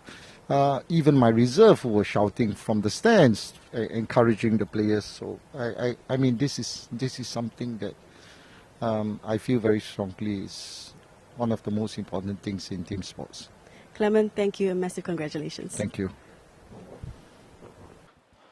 He's got some rose back in those cheeks now. His side have picked up the 3 points. That's a great questions there from Farah. I mean, we talked about Gavin Lee being happy with his team spirit, but those Hougang players, when you have a group of lads that are putting their body on the line, throwing themselves in harm's way to block shots, you know you got the team spirit right. And of course, they didn't even need to go to the bench to use Gilberto Fortunato. No, they didn't need to use him. I mean, they just held on at the end there. There was plenty of discipline in there.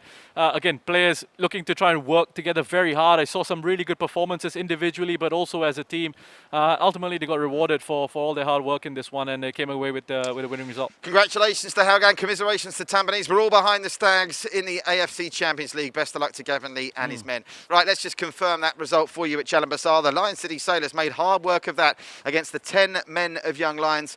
They were down to 10 men just before half-time. Shardan Suleiman at free kick, you told me, Russian, you've been told, was it? Yep. On half-time, giving the Sailors the lead. And then Sung Yong sent off late on in the second half, but the Young Lions couldn't get the point out of it. And what that means to the league table, both of today's games are very significant, because Albirex Legato will need to beat Geylang here tomorrow to avoid going into the international break behind the Lion City Sailors. They will start favourites for that game, of course. But the bad news for Stags fans is Hougang leapfrogged them into third. And bearing in mind, Tampines don't play for another 50 days. By the time they come back from the AFC Champions League, they are going to be, you fancy, a long way off the top spot.